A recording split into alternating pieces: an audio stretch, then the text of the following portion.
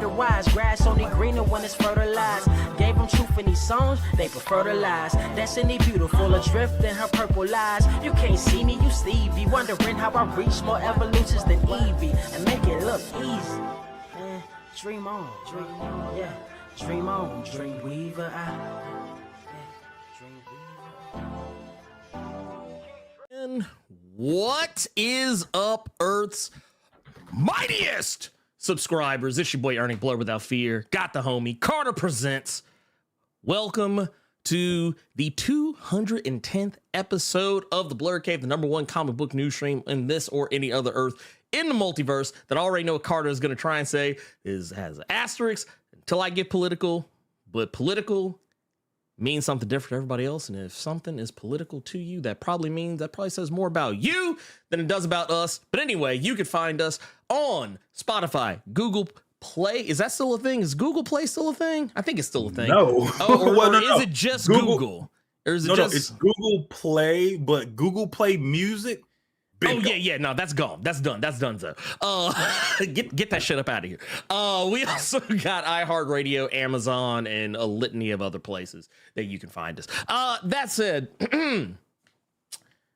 we back, and you know what? That time that we talked about, the time that Carter, it was a time that you and I both had said, man, yeah, we gonna have to talk about this movie. Yeah. Oh, you know what we can do before that? You know what we can do before that? Ooh, what we got? Before that? Ooh, okay. What you got?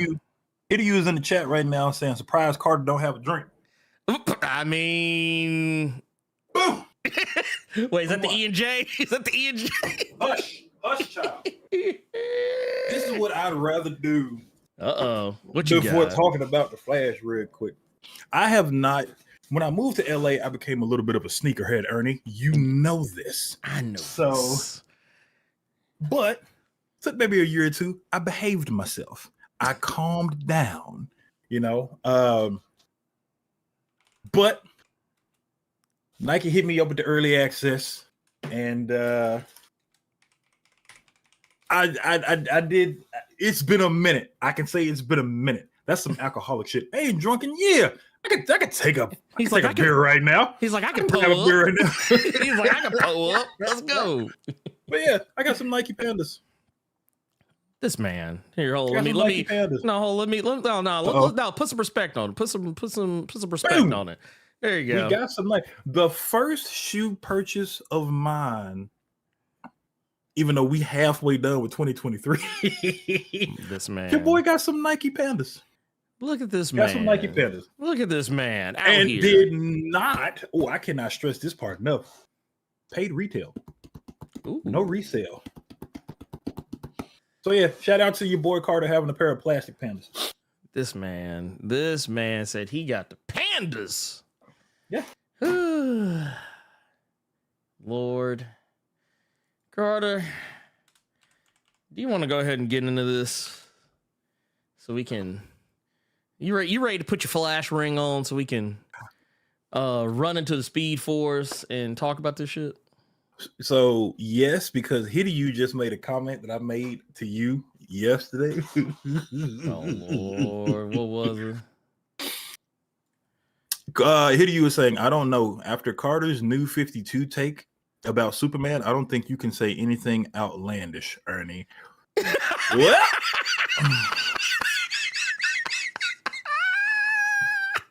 Ernie, let's go ahead and talk about it. I slick forgot about that shit. I was like, man, Carter out here. So let's get to it. Yeah, let's. Oh my god, man, this is gonna be one of those, huh? This is gonna be one of those. Okay, so you know what? Yeah, let's rip the Band-Aid off this shit. So the Flash. Yeah. The Flash has finally come out. Yeah.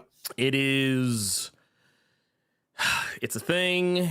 Mm-hmm. It has occurred. By the way, y'all, we are doing spoiler free right now. And I feel like I need to say this because I feel like sometimes we get caught up with people who jumped in late. Oh, literally, the first comment was somebody spoiling something. I had to go ahead and get it up out of here. Yeah. So. Let's go ahead and stop it. Let's go ahead and here's the thing. We are going to spoil this movie, but not right now. We're going to be we are going to be more respectful to this movie than I felt it was respectful to us.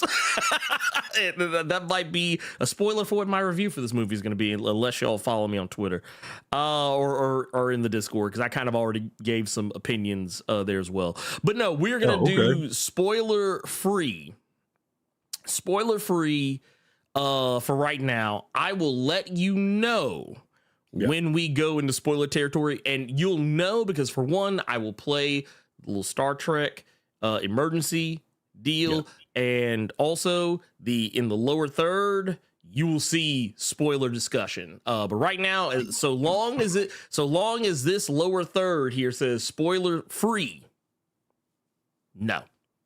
But that said, and I know a lot of y'all already know this, but like ever so often we get somebody who comes in late and they start at the beginning as opposed to picking up where we are currently.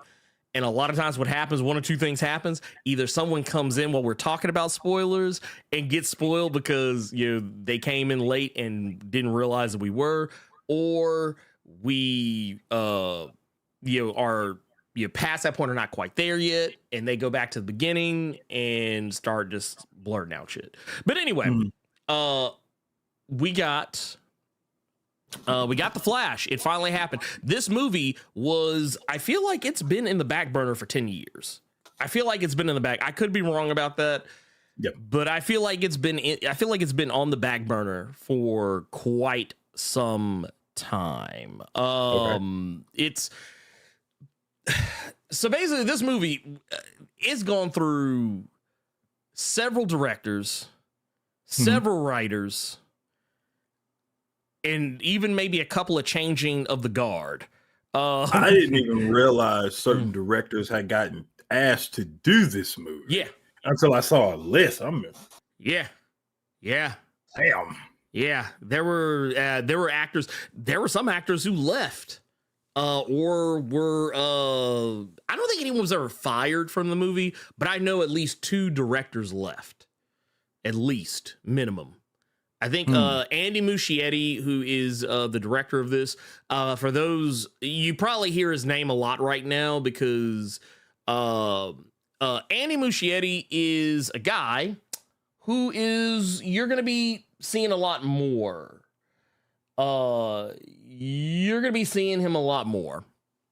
And it's because, oh, wait, what? I was going to make a comment, but let's save that for the review. Oh, gotcha.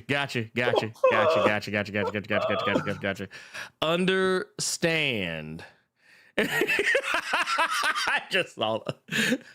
God damn it. No, so Andy Muschietti, who some may remember from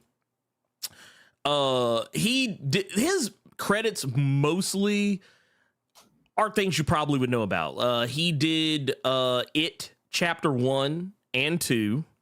So that's at least one good movie right there.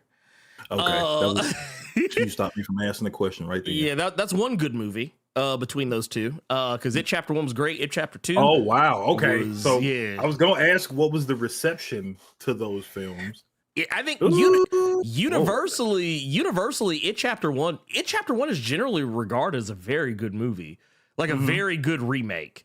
It Chapter 2 is largely considered not good. Not good. Damn. Okay. At least not as good as what it should have been. He also, did you ever see the movie Mama? Yes. With Jessica I think it was Jessica Chastain. That's the only reason I watched it. Okay. So did you know that movie was a remake of a movie he had already made? I did not know that. Yeah, he had he made a movie called Mama that was like an international film. And then the movie was remade later, but with the same director. Okay. For American audiences. Because don't let his don't let Andy Muschietti's white skin fool you. That man is Argentinian. That man's a whole Argentinian. So yeah, don't let that fool you. So yeah, they remade it for American audiences because we don't read subtitles. At least not unless it's anime. And then if it's not anime, nobody cares. But yeah, Andy Muschietti came in, he took over this movie, and he inherited a problem. And that problem was the Reverse Flash themselves, Ezra Miller. He inherited the Reverse Flash for his film. He didn't realize it. He thought he was directing a Flash movie. He messed around and got a he messed around and realized halfway through filming that he had the Reverse Flash of the movie he was making. And he could have had any Flash in the world, but this is the one he was stuck with. This was the Flash he had at home. When he came, I think Walter Hamada was still in charge when he took over this film. And Walter Hamada said, "Oh, you want to direct the Flash? Yeah, we direct Flash." And then Andy Muschietti got a taste of that Flash. He was like, "Wait a minute, this isn't the Flash. I thought y'all were gonna give me Grant Gustin." and Walter Hamada said, "We got Grant Gustin at home." And that was what we wound up with. But no, in all seriousness, I'm being facetious here when I say these things. No, every time you say Walter Hamada, I always think about like the big bad Nick Fury kind of archetype from Valiant. Yeah, real menacing. Yeah. And his name is Toyo Harada. Yeah, Toyo Harada. So every time you say Walter Hamada, I just think of that evil motherfucker. It's like, God damn, you so evil. But no, let's go ahead and I want to put some caveats out here before we talk about this movie, because I don't want anyone to come into this thinking, oh, Blerd's coming from a place of mean-spiritedness, or that I'm bringing any baggage into this movie. Here's the thing I can tell you about myself that a lot of people are not going to be able to do. And I've seen this everywhere. I'm not bringing any of Ezra Miller's personal we've done that whatever already. We've done that already. Well, no, it's not even that. It's the fact that, well, Carter is of the belief that I can't separate the art from the artist. I actually am quite good at it. I do it all the time. No, when we did the reaction to it, you thought I would not be able to do it. But I can. I do it all the time. I just don't talk about it. But here's the deal. Things to get out of the way first. Almost all of Ezra Miller's issues that have come out happened, honestly, before this movie was even filmed. Or not before, after. One thing happened before, and it's something that is still technically in debate, and that's the status of them grooming Takata Iron Eyes, allegedly grooming Takata Iron Eyes. But that said, it's not Ezra Miller. It is. Well, yeah, we talked about how before that this was not Ezra Miller's movie. It is. It's their movie. It's their movie. And this isn't a spoiler. It's not Michael Keaton's movie either. Michael Keaton is in the movie, to be sure, but not on the level that one could say that it's his movie. So that said, this movie is going to be judged strictly on the merit of the direction, the acting involved. Anyone who thinks for 5 seconds that I'm just going to dismiss this movie out of turn because of who's in it, you would be wrong. So, Carter, would you like to give your version of what this movie is about? Well, the trailer is pretty. See, trailers pretty much give you the gist of what this movie is about. It does the trailers did that one thing that I cannot I hit my mic stand. Yeah. And it shows you the majority in like a 2 to 3 minute teaser trailer, whatever the hell they want to call it. Yeah. But if you've seen the trailer, you know every beat that's going to happen in this film. So I feel like I shouldn't even have to tell people what the film is about because the trailer pretty much tells you the entire 2.5 or no, the 2-hour movie. Boy, if this movie 2.5, I'd be pissed. Actually, I think it might be 2.5. It was 2:15. It was just it's close. That's close. It's close. That's close. That's close enough. I mean, they doing that shit we doing, trying not to get to 3 hours. Right? Like, no. It's not 2.5. It's only 15 minutes long. No, it's still 2. I tell you what, it felt like 2.5 hours. I'll say that. It felt like 2.5 hours. Because you had it worse than I did, because you couldn't do things that I did when I watched it. So you had it much worse. Okay. When you say it like that, absolutely. Yeah. But long and short of it, if you watch the trailer but you still confused, I don't want you to be a fan of mine, because you got to get that worked out if you still don't know what that movie about when you watch the trailer.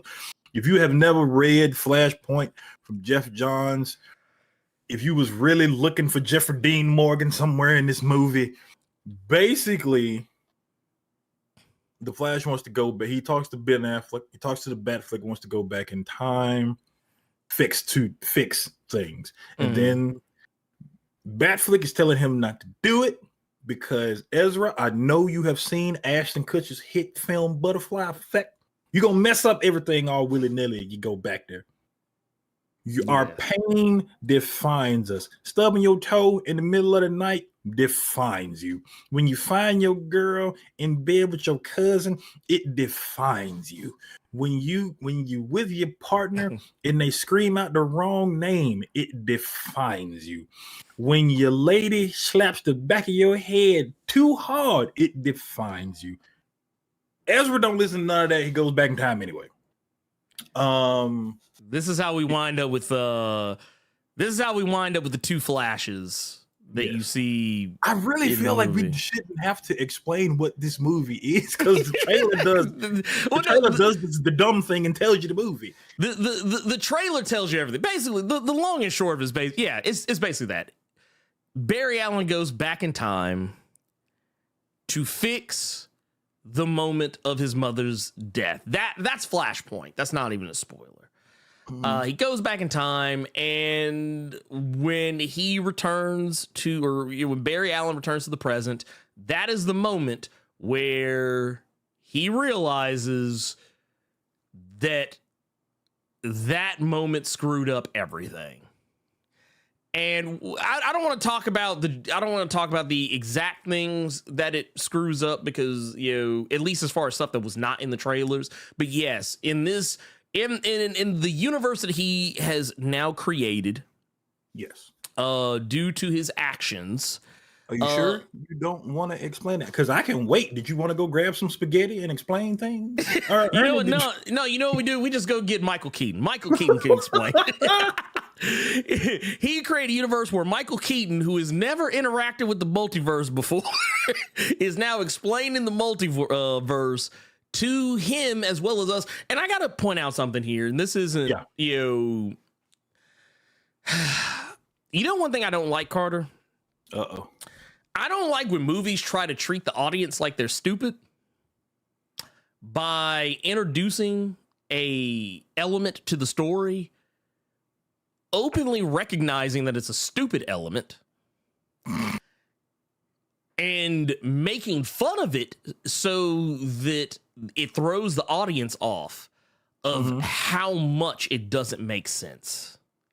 Because that's kind of what I felt like happened in this movie. Like when they tried to explain the multiverse, it was like they kind of did this thing where, without going too deep into it, they basically talked about it in a way that was kind of like, tongue in cheek, kind of very similar to what we saw in Avengers Endgame.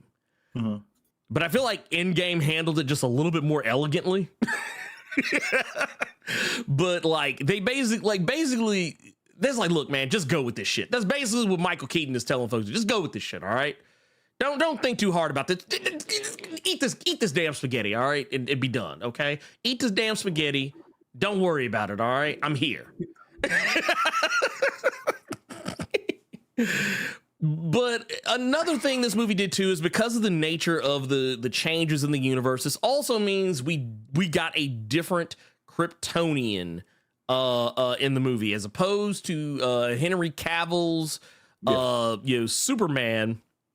We get Sasha Calle's Supergirl. Yeah.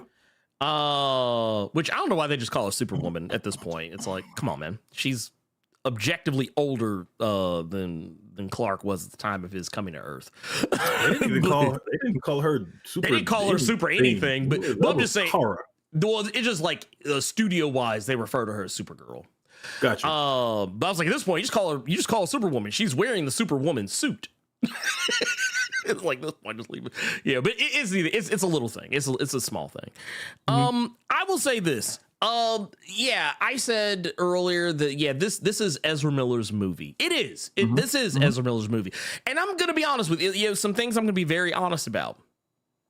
I think, and some people may be surprised to hear the Blerd Without Fear say this. I actually think Ezra Miller was okay in this movie. Like, let's get this out of the way. Definitely still, the Barry Allen aspects of it, incredibly annoying. And that's even kind of played to in this film. They play up the fact that that Barry is annoying, especially when you take into account that not only is there just one Barry Allen in this film, but there are two Barry Allens in this film, so it's extra annoying. And they really wanted you to be the Justice League Ezra Miller, in the sense of the younger version that he went back in time and interacted with was really fucking annoying. So they were basically trying to get you to be with Ezra, because now he gets to see how a lot of fans or a lot of people that don't like his Flash perceive him. Yeah. Yeah. So this is why we didn't like you. Look how he's acting. The thing with that was, I saw that they were trying to do that. See, this is how we feel about you. Now you get to experience it yourself. The thing was, they were both still doing it. Yeah. No, they were both still annoying. And yeah, don't get me wrong. Ezra Miller was pretty good still, like just in other moments. But this movie really hinges on comedy. Okay. When it should have hinged on drama. Like the movie Andy Muschietti hung his hat on comedy as opposed to the strongest part of the film. Because how many times do they throw out the word shit just to say, hey, see, we're cursing in this movie. We're throwing out curse words. Because every time they said it, it was like completely unnecessary. It was like, see, we're a superhero movie and we're using curse words. See, Guardians of the Galaxy isn't the only one that gets to do it. Can I say something real quick? Go ahead, shoot. It goes back to the conversation you and I had yesterday about this. Where I said, this movie, if you were someone, and I'm saying this to everybody, if you were someone who liked the Snyder Cut, if you were someone who liked that rendition of every character, that's not what you get here. You were someone who was a fan of the Whedon version that was in theaters, that's what you're getting here with this Flash film. The Snyder Cut came out on streaming services. That was to shut several people up and give someone their credit and their flowers. This the one we put out in theaters. This is the one we're going to take cues from. Yeah. But we still did do the Snyder cut, and we still did have some adult themes and language. So we're going to try to just have our cake and eat it too. So we still gonna be goofy with the weed and stuff, but the Snyder cut was a little bit more adult, had some language in there. Batfleck telling Jared Leto he was gonna fucking kill him, so we can bring that in. You know, Peacemaker, we got that fish joke in there as well. So yeah, I think that's just a case of them trying to have their cake and eat it too. Yeah, no, it's 100%. Once again, getting to, and I'm gonna get away from Ezra for a moment because I mean I've said just about everything I want to say about Ezra Miller's performance, because technically, outside of being annoying at times, it was actually okay. Like the performance of Ezra Miller was okay until they started running. I mean, and even that's a joke in this movie. The way that the Flash runs is made fun of on a couple of different times in this film. But yeah, this movie really hangs its hat on comedy. It's something I thought was such a strange choice, because like there's an opening scene in this movie that is, while it's supposed to be this harrowing scene, it's largely played for laughs for the most part, just sight gags. Like it's kind of like their way of trying to like in the like X-Men First Class and not First Class, but Days of Future Past and X-Men Apocalypse, how like when they introduce Quicksilver, like both movies are like, oh, everyone really liked the time in a bottle scene from Days of Future Past, so let's just remake that in Apocalypse. It was but we're gonna use Sweet Dreams because it's the 80s or whatever. No, I thought it was funny because they tried to have a moment that was kind of vaguely similar, just without music. Or without like a licensed song, like you still got a score. But, you talking about the babies when he was saving the very beginning, beginning. Yeah, when he was saving the Dollar Tree dolls, got you. Yeah, exactly. Which I want to say something here. This is according to the director himself. How mad did you get when I sent you that? Oh, I was heated. Because I was like, you a lie. I was like, you a whole damn lie. Stop. But no, apparently those babies were real. Supposedly, according to the director. We'll talk more about the babies here in a moment. But the thing I want to, because honestly, this movie lives and dies on CGI babies, or whether they are or are not CGI babies. Just CG period. Yeah, CG period is actually what is the death knell of this movie. But no, the real culprit to me is that the moments where Barry, especially young Barry, where young Barry is interacting with his mom, and just the characterization of his mother and his dad, and just how all of that stuff is just so good. It's so heartfelt. Like it's actually the moment of the movie like where I was genuinely like, oh man, like I was like, dude, this is messed up. I was like, oh my God, this is so tragic. And oh my God, this is just, dude, I'm feeling the emotion that is supposed to be here on every level. And then they just go back to like, dick and fart jokes and whatnot. And it's just kind of like, it's like a whiplash effect. Where it's like, oh, we're going from this one thing. It's like, oh, now we're going just back to being, ridiculous, silly Flash movie. Which I get it. That's kind of that's even, because I use that criticism a lot of times. People make fun of, stuff like, Thor Ragnarok and say, oh, it's too goofy and doesn't take the subject matter seriously. And I agree. And it's kind of the same thing here. I still love the movie, but I don't think that makes it a good thing. In this case, it's harder to make that case because you can tell that they're just, I don't know. Like I feel like there's a lot of studio interference in this movie. Like not just, I'm not going to hang a lot of this on Andy Muschietti. I think a lot of this is studio interference as much as it is anything else. But that said, yeah, the CG of this movie is terrible. And Before you even get to that, here's Here's where my Mm. issue. So this is something that's on me, not for Gotcha. you Yeah. all to take into account, but this was just me, and I knew that I was going to have this issue.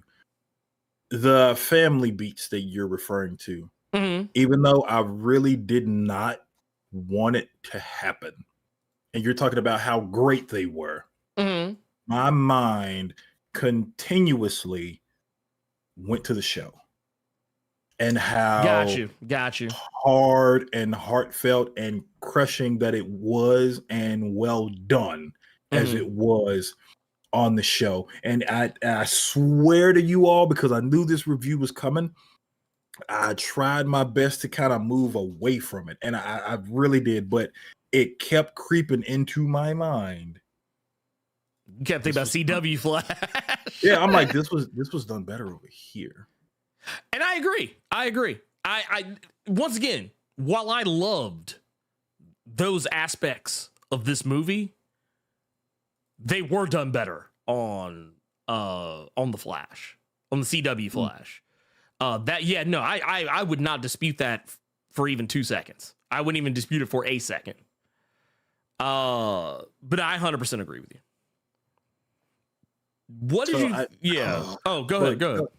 No, I was gonna say I hate that I couldn't get away from it. Yeah. Well, it's hard to not. Once again, it's hard to not think about it because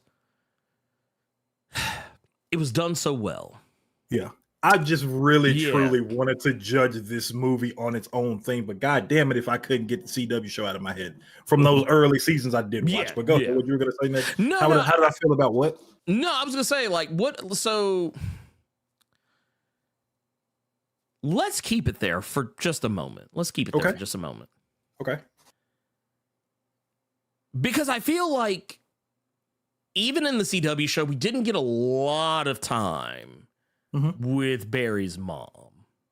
Yeah, even in the show, even though technically she reappeared multiple times throughout the show, I still feel like we didn't get a lot of time by comparison of, because she's dead, but like to comparison of Barry's dad.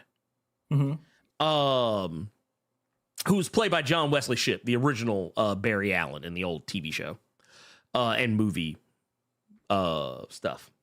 But what did you think about as far as you said that you felt that they did it better, but just on an individual level, what did you think about the mom's performance in this, like the dynamic between the two? It was fine. So in that instance, I didn't really focus as much on her as much as I focused on Ezra Miller. Gotcha. Because those scenes with him, with her, even especially toward the end when he did the thing, but I will say you could feel like that's his everything. Yeah. No, 100%. That's what I'm saying. So, yeah.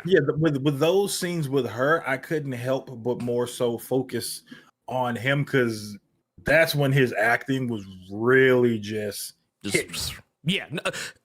Those the dramatic sequences of the film.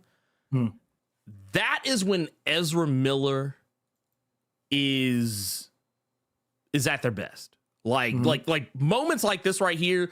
Yeah, exactly. Yeah, like this moment in this film, you're just like, bruh, like, oh my god, like just like I felt like that's the thing, and that's what makes this movie so disappointing to me, is because there are moments of gravitas, like real, genuine, actually handcrafted gravitas that is so good that when I hear that Andy Muschietti is going to be the director for The Brave and the Bold, which is going to be the new Batman movie in the DCU under James Gunn's production company. Yeah. James Gunn and Peter Safran.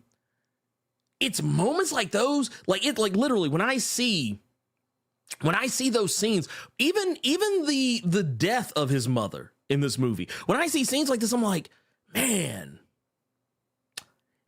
I actually wouldn't mind seeing the pearls fall off Martha Wayne's neck one more time.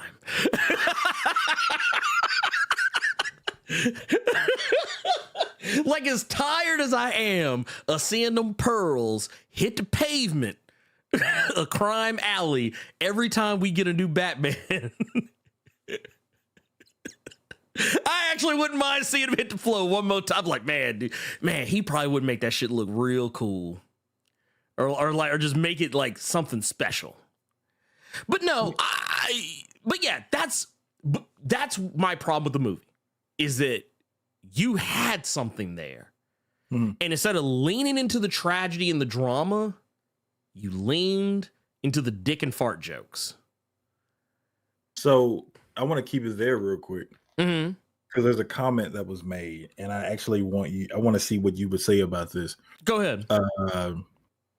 To critique the amount of humor in this movie when people have whined forever about how dark DC films have been. Where are you at with that? So don't you think that, like, they should have lightened it up? They should have gone the dick and fart jokes and stuff like that. Just no. I mean, hell, even Ryan Reynolds made a goddamn joke about it. Yeah. Oh, yeah. No. So do you think? So you think that it's valid to criticize the comedy and things like that in this film, just with how dark the movie has been? No, because here's the thing: my issue with the DCEU was not that it was too dark from like a tonal standpoint. It was too dark just from a visual standpoint. I couldn't see shit.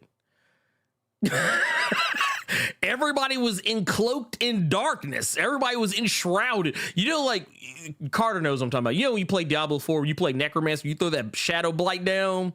Oh yeah, you had to move out of it. Yeah, you could like heaven forbid a demon puts like a pool of acid in that same spot and you didn't notice, your ass was dead because you didn't see it. That's how I felt. It wasn't I didn't feel the tone of like the actual tenor of the films were too dark. I mean, yeah, they were sometimes, but it was from a visual standpoint.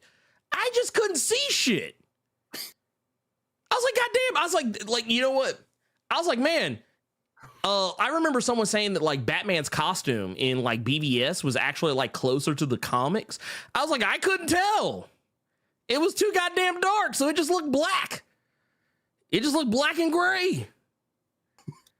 Like when he showed up in this movie, like, cause we've seen it in the trailers and shit, but when he shows up in this movie here, and this is about the clearest shot you'll probably get, but when he shows up in this movie with this costume with the blue, with more of the blue in his suit, I was like, oh shit, he actually does have the more comics accurate costume in this. But wouldn't have known because the fucking DCEU was that fucking dark. But no, I don't mind humor if that is going to be the full tone of your film. But if you're going to be like doing like Whiplash shit where it's like, oh, hey, we're going to be like super duper ultra mega serious here. And okay, now goofy, stupid, stupid slapstick shit over here. I'm just like, oh, whoa. Oh, okay. It's a very bipolar film. And I don't know. The movie doesn't know what it wants to be. And on top of not knowing what it wants to be, I think the thing that makes it all that much worse is how bad the CG is in this film. The CG in this movie is terrible. Like, I would say probably some of the worst CG I've seen in a major motion picture in quite some time. I don't understand how this movie cost. No, I do now because of the end.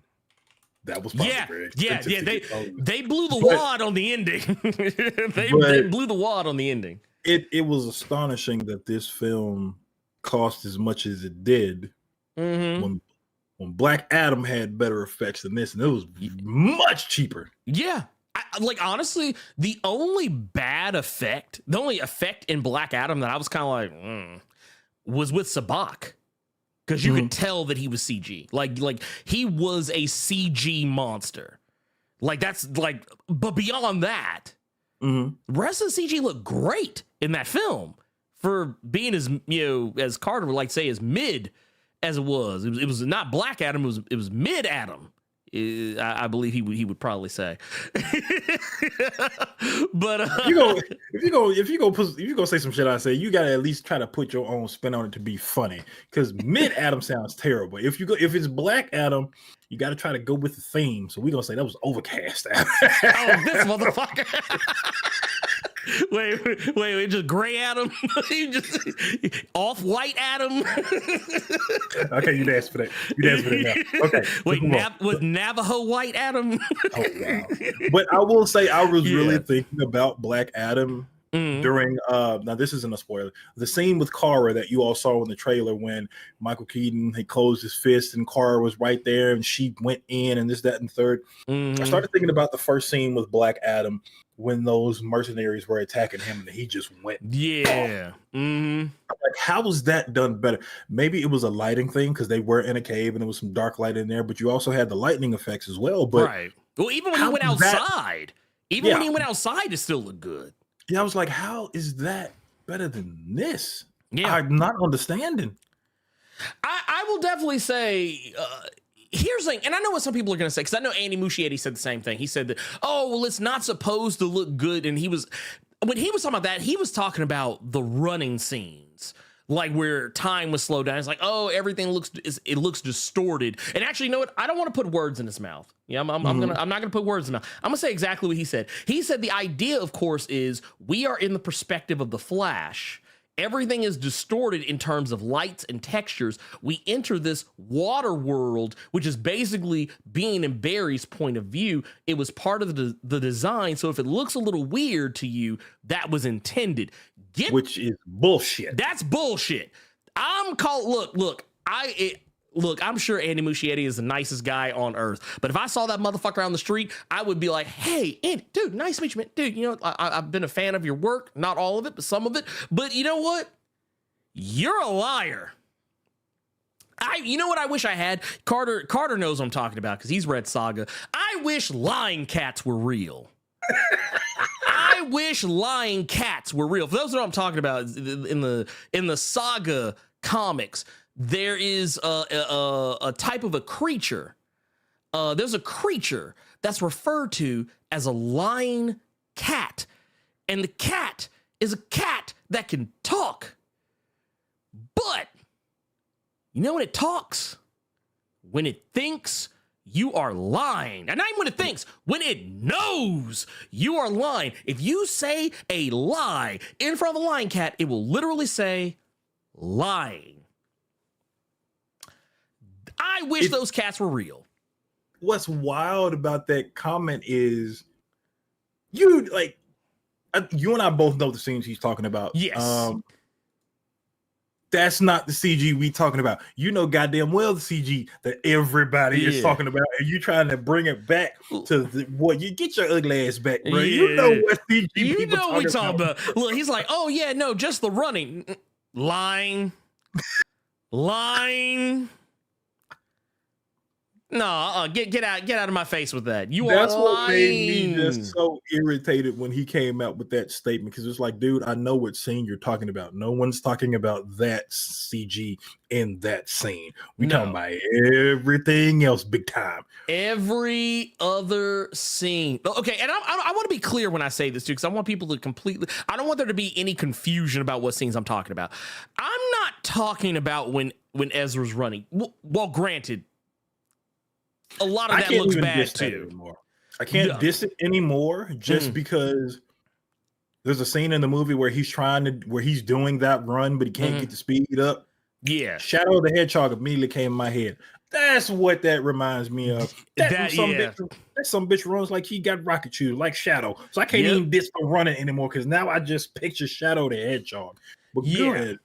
No, my thing is that now I don't have any images here that are 100% indicative of this, but it's scenes like this where Ezra's just standing there, like talking to someone in the costume. He doesn't look like he's actually in the costume.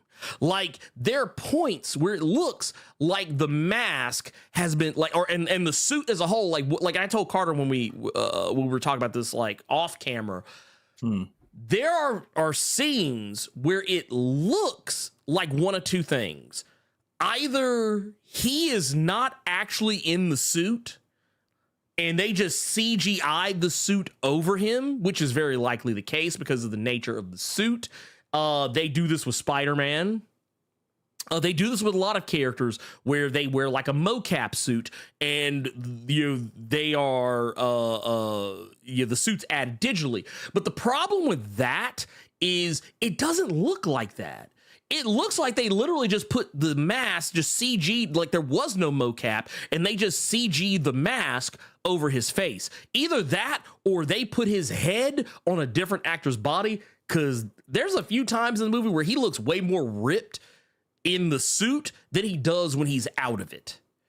So I don't know what's going on there, but there are times where, like, if you look at like the cowling, like where his face comes out of the cowl of the mask, it looks like his face isn't really there. Like it looks like you could reach out and pull it away from the mask. Like it's I don't know, it's very off-putting because it's not even in moments where he's running when it happens. There's moments where he's completely standing still. There's no speed force in action. He's literally just having a conversation with someone while he is in his suit. Just standing there. Same way Carter and I are sitting here right now talking to one another. He's just doing that. And his face is kind of like, I feel like if he moved this way too quick, this would still be there and it would take a second for it to catch up. I'm just saying. What Hell, kind of lag spike is in that movie, right? I'm like, man, do you need to check your ping, pimp? The flash ping is off. Heck, there's even some moments with Michael Shannon in this movie where if I didn't know any better, I would have thought that they just put his face on another actor's body. But I mean, he's there. He is, like, Michael Shannon is in this movie playing Zod. He is actually there. He did actually film on set for this. But yeah, there's the CGI is just all over the place. It looks bad. And Andy Muschietti can make up whatever excuse he wants to make for this film, and it's really piss poor effects. But yeah, even like shots like this, and granted, we made fun of this before, but this shot just looks awful. See, I think the only reason it looks awful to me, is because of Ezra's pose. The pose, the Ezra on the left. Okay, that nasty pose he doing, like a McDonald's toy. Yeah, I think just kills everything. Well, you know what it is, and I'm gonna tell you what it is for me. It's not the pose. It's not his pose. It's the other Ezra in the other suit. It's his pose because he looks like the McDonald's toy. Ezra's pose to me looks like something I've seen in a comic. It looks like something I see on the cover of a comic. But the thing is, it's not even just so much of the posing, because you also have to take into consideration they're literally like they were just running and came to a complete stop, and the world is kind of stopping and kind of fish bowling around them. It still looks weird. It's such a bad shot in motion. But yeah, there's just lots of bad moments of CG. And it's not to say that every CGI shot in this film is bad, because I'll be brutally honest with you. You know where I think the majority of the movie's budget went to when it came to special effects? Having two Ezras. Because these scenes always look great. Like when it's Ezra talking to Ezra. I never thought about that. Yeah, you're right. They look great. They look seamless. And there's moments where the camera is panning. Like it's not just, it's a dead on shot. It's not like normally, sometimes you see these movies where it's like, oh, hey, we're going to put the camera on this one. And then, okay, now we're going to put the camera on this one. And then we're going to put the camera on this one. And then we're going to put the camera on this one. And they just keep jumping back and forth. No, it's literally a lot of the time when they're talking to one another, it's them looking dead on at each other. And at the same time, also like standing around one another and the camera panning around them. It actually looks really good. Like there's I even looked for it. I don't think I found a single flaw in any of the scenes where they were standing there talking to one another. However, you go to any other shot, it's like, oh my God. Like, okay, y'all spent the budget on two Ezras. That $220 million, at least 150 of it went to having two Ezras on screen. I think now you're gonna call bullshit when I say this. And I think this will encompass my entire non-spoiler review of this film. Mm-hmm. I think the budget was spent, like you're saying, on another Ezra, because I never thought about that until you brought it up. Yeah, but I think it may have been that. And to me, the best part of the movie, which was the last hour, really? maybe last 45 minutes to an hour, that whole thing. Basically, the scene that you pulled up with Kara and both Ezra's. Yeah, and the final fight, the final fight, yeah, that was the best part to me, and I think that may have been where the rest of the money went. Man, you know what? I don't know, because I feel like that whole scene was just a hot, slobbery CGI mess. That's slobbery. It was a hot, slobbery, like you ever, like, I don't know. It just, that whole final act fight was just big, slobbery, messy. Like, you know what it was? It was the plate of spaghetti, and they just dropped it on the floor. They just dropped the plate of spaghetti on the floor. Plate broke, spaghetti going everywhere, tomato sauce going everywhere, and none of it to save Barry's mom. Are we about to go into spoilers? Because we brought up spaghetti like 3 different times. Yeah. Like, what? Are y'all just hungry? No, no. There's a reason. There's a reason. No, honestly, I'm trying to think if there's anything else. If there's any other things. Okay, I will say this. And this isn't, before we go into spoiler territory, there are a couple of things I want to address. You brought up the cameos. There are, and I'm not specifically talking about those cameos when I talk about this, but there are a lot of cameos in this movie, even before you get to the final act. And it felt like a lot. Like in the beginning, I was okay with the cameos there, but like it just, I felt like, for a movie that wasn't a direct adaptation of Flashpoint, there was just too much going on. Like, it was still too much going on. And one of those things, and I hate to say this because I actually didn't think that she was bad in this movie. I actually thought she was good in the film, but Sasha Calle's Supergirl, her Kara L. I can't believe I'm going to say this. I wish they just would have given her own movie. Oh, that ain't shit. Well, no, because I'm about to say something really terrible. And someone's going to clip it at some point and say, see, Blerd Without Fear is a misogynist. I feel like her section of the movie would have hit better if it was Henry Cavill. Because we don't know this character. Like, the reason why in Flashpoint, the whole super, like, for those who don't know, if you've somehow never read Flashpoint or don't know anything about Flashpoint, it's a world where Superman isn't around. And it's not because he doesn't exist, it's because he's been locked away. He's been trapped in a sunless chamber. So he's like super skinny. That's why when we see Kara in the movie, and she just looks all emaciated and like just she wearing a potato bag. Yeah. I mean, he just, but yeah. When we first see her, I mean, Grant, this shot is kind of super zoomed out. But yeah, she got the potato bag on, like, bro, like she got the hospital gown where like the ass is out in the back. But no, that scene in Flashpoint hits so good because you already know who Superman is.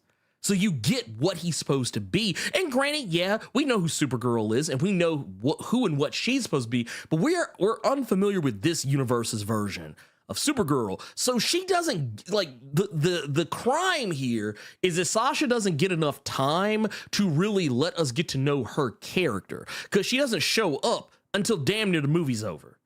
Yeah. And so what they do is Andy Muschietti does a lot of shorthand to try and get you to know and understand the character's motivation, and it all feels really rushed, and it should, because it's shorthand, but it's shorthand that I don't feel is handled particularly well. If they would have gotten Henry Cavill, I feel like the scenes with a Kryptonian character would have hit a little better, which is why I'm kind of angry at him in his inclusion of her in this film. Not because, it's, they changed the character. I don't care about that part. Not like for the reasons people probably think.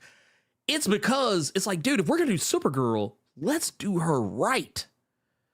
Let's give Sasha Calle a chance to really tell the story. It would have worked better if maybe Supergirl was like case in point, and once again, this is no knock on Sasha's performance, because once again, I think she did the best she could with what she had. But if you were going to just bring in a Supergirl, you could have just got Melissa Benoist. I mean, say what you will about the Supergirl TV show, but I actually thought she was a good Supergirl. She was the only good thing, the mostly only good thing about that show for the most part. But it just would have, I feel like it would have worked better. If we just would have had a Superman we're more familiar with. Some of those scenes we saw would have hit different if we would have seen a Henry Cavill as Superman who is feeling the way that Supergirl does in this film. It would have, that juxtaposition, especially this movie kind of hinges so heavily on Man of Steel. Like, there's a lot of Man of Steel in this movie. There's almost an egregious amount of Man of Steel in this movie. They go back to Man of Steel almost too much in this movie. But yeah, go ahead.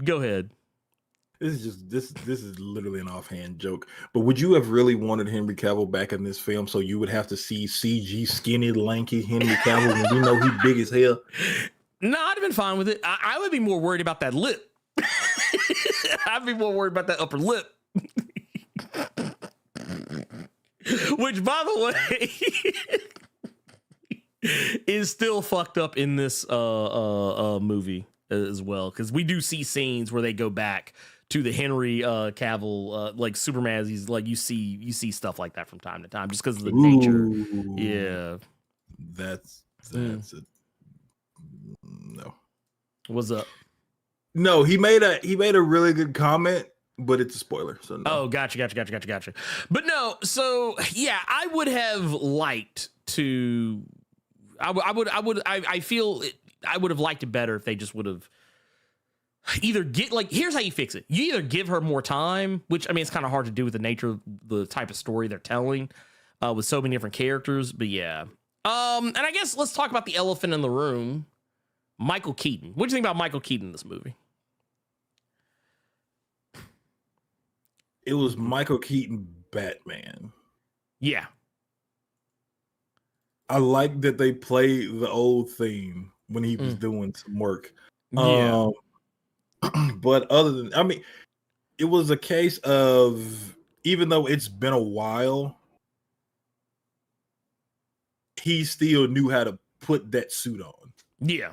Figuratively and literally. Like, so that man had been some everybody since then. You got the Vulture, you got the King of McDonald's, he was Birdman on doing damn stage play, and hadn't been Batman Bruce Wayne in ages, and got right back into it. Really quick.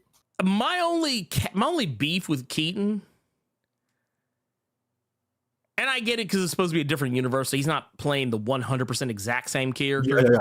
Yeah. I did feel his Bruce Wayne was off. Oh, absolutely. His Bruce Wayne was off. That wasn't Bruce Wayne. Yeah.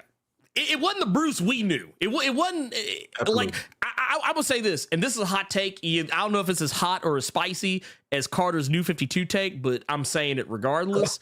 I think the best Bruce Wayne in this movie is Ben Affleck. Oh, I've always been a huge fan of his Batman. I'm mad that his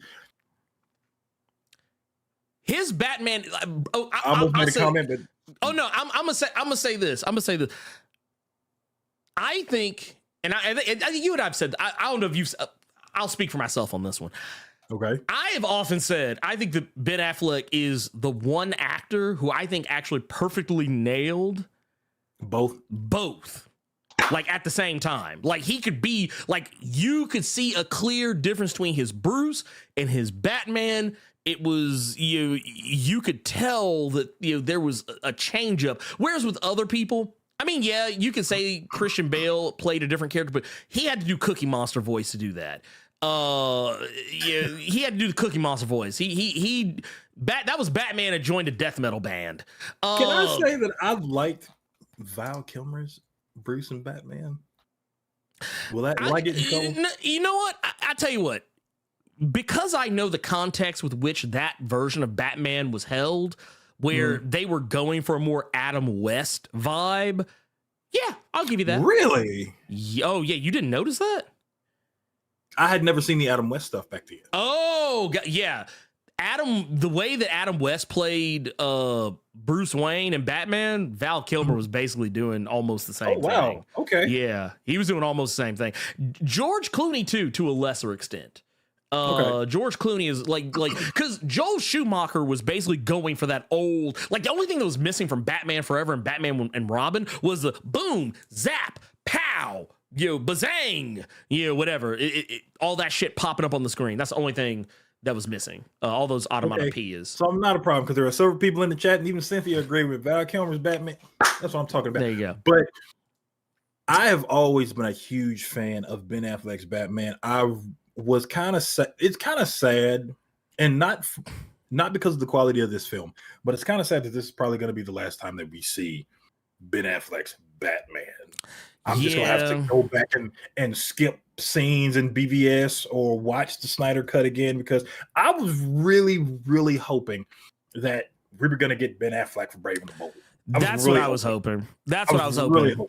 Because I could have my cake and eat it too. I could have Robert Pattinson over here with Elseworlds, and I could still have the Batflip. Yeah, 100%, 100%. Like, yeah. If you want that dark, gritty, like super dark, like ultra crime noir Batman, you go to Robert Pattinson. You go to Robbie Pats, and you got it. If you want that, what I feel is a very comics accurate Bruce Wayne Batman dynamic, you go to that Ben Affleck. Because I think that part, I think he's fantastic as that. But that said, I've already said what I felt about the third act. This is my closing thoughts on the whole thing. Is this the best DCEU film ever? In a way in hell. No. God, no. Especially considering that things like The Suicide Squad exist. But no, it's just an okay DCEU film. It's just okay. That's all. No more, no less. It's just okay. If you like spectacle, go see this in the theater, because that's the best way to see it if you like spectacle. But if you're going to this thing that this is going to be the end all be all, that this is going to change the game, if you do decide you're going to go to the theater to go see this, man, just save yourself that money, get that ticket for Spider-Verse, or go watch Elemental. Take your kid to go see Elemental, or wait for that TMNT movie that's coming out in a couple of weeks. I forgot about the movie. I hate how Splinter looks. Splinter looks so nasty in that movie. He does. With that art style, he does. He looks kind of fucked off, but I'm here for it. I'm here. I just, have you seen the most recent trailer for that movie? No, I saw the first one. Okay, because it reminded me of I saw it during Spider-Verse actually, and the art styles were kind of similar to me. Yeah, it's so it's so funny because Ice Cube is in the movie. I think I heard his voice, but I couldn't remember who it was. He plays Superfly. Okay. Or I guess that's what I think that's what they're called, Superfly. He's the giant walking, talking fly that's in the movie. But there's a part where he actually quotes one of his songs in the movie. Like, and he's actually doing it in the cadence of the song too, which is kind of funny. But so yeah, that movie is gonna be everything. Lord. What? Now Roybot is having to check some people in the chat right now, just because a lot of people, I saw some comments that a lot of people don't like Ben Affleck's rendition just because he killed people. and Batman doesn't kill. I saw another comment saying Batman, the Bat flick was a stand your ground Batman. No thanks. And Roy Bott was just like, go read Frank Miller shit. Hush. I'm gonna say go watch the first 2 Michael Keaton movies. That dude killed people left and right. Dude, don't sit here and act like y'all's precious Michael Keaton went out here clapping folks. That dude had a bomb strapped to his body. He pushed that dude down the sewer drain and let that dude get blown up. He let another dude fall to his death at the top of the bell tower. And don't forget when he went into Axis Chemicals with the Batmobile and dropped them little bombs out his hubcaps with all them Joker goons standing around and the whole building blew up. Don't even start with me about how Ben Affleck is the murder hobo Batman. Keaton got bodies too. Keaton got bodies too. So, and okay. Yes, yeah, All-Star Batman is also very Frank Miller Batman in general is violent. I'll stop that shit. Stop being obtuse. Burton's Batman got bodies. I have to write that down. That's the name of this podcast. I got to write that.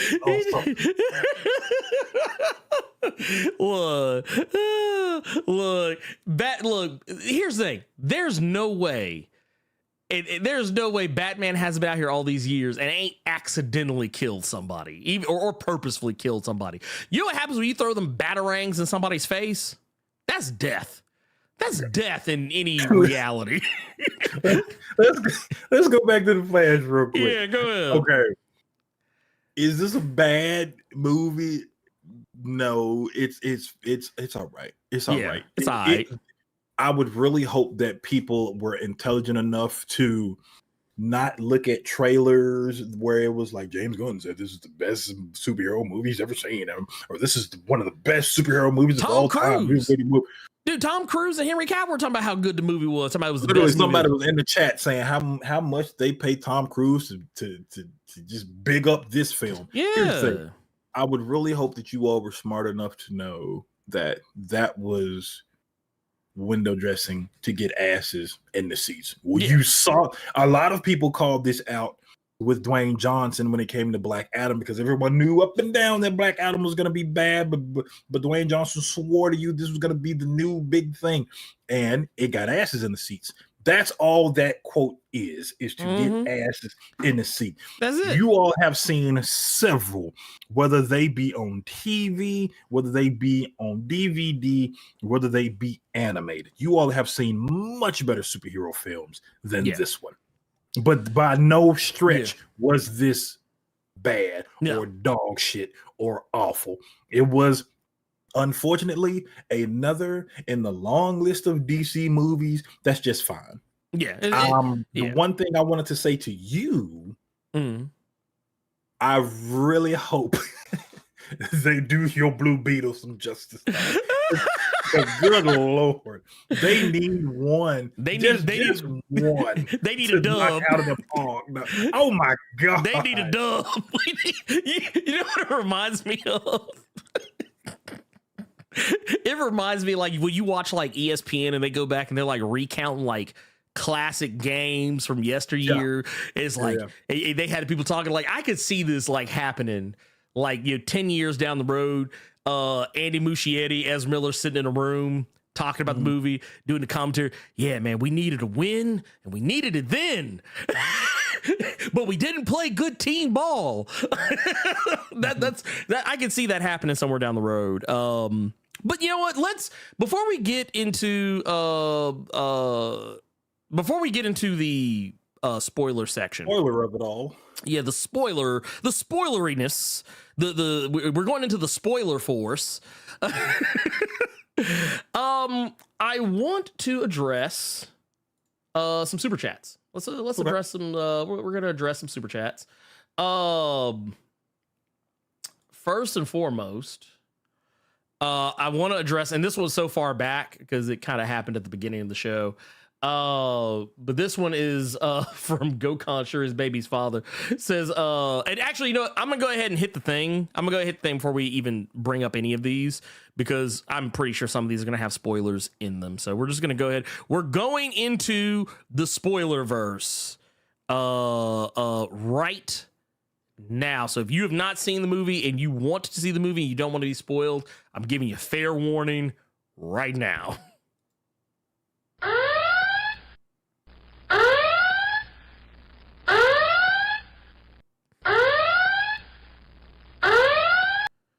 Okay, so we are now in spoiler territory. We got one from Gokon Shirts Baseball that says, damn, Michael Keaton, Batman prep time left him. Oh my God. I feel so terrible for him. We also got Black Century King with the $5 says, but Ernie, that's an American pastime, unfortunately. I guess talking about the well, I was talking about the dick and fart jokes and all the cursing in the movie. I don't have a problem with the cursing. I don't even care about that part. Just I thought it felt out of place. It felt like when my teenage son tries to curse around me. Like, I was like, you're trying too hard. You're trying way too hard. Oh, wait, get back. That's not what I was going for there. Let's see here. Okay, yeah. Those we have. Actually, we have a few of these we can actually go back to, except for this one. So yeah, says Legion with the 499 says, when Barry was running in circles normally got me. Yeah. That's where I started thinking about Shadow the Hedgehog. Yeah, I was like, bruh, why are we doing this? And not that, it was how he was like wiggling too. He like, it was like his upper body was swinging around like a wet noodle. Ugh. Gross. You know what? No. We're not doing that. We're not even going to talk about the movie yet. What we're going to talk about, spoiler wise, is you and me. Okay, go ahead.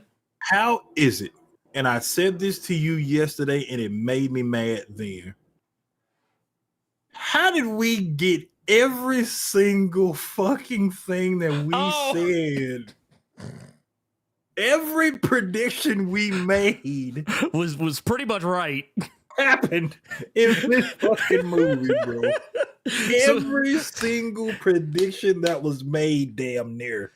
And we sat there and had to watch it all for 2.5 hours. It was pretty damn close. Like, because I think the stuff with like the two Ezras, I think my prediction was that the other Ezra was gonna become Reverse Flash or like some other type of evil Flash. You said the same. You say you thought it was going to come Dark Flash, and that people in the chat was like, "Well, Carter, if that happened, then what about what's going to happen to his mom if he is supposed to be the one that turns evil Carter?" And guess what? Y'all had to see exactly what the fuck I said happen right betwixt your fucking eyes. I don't like that every prediction that was damn near made right there. And this isn't like actually.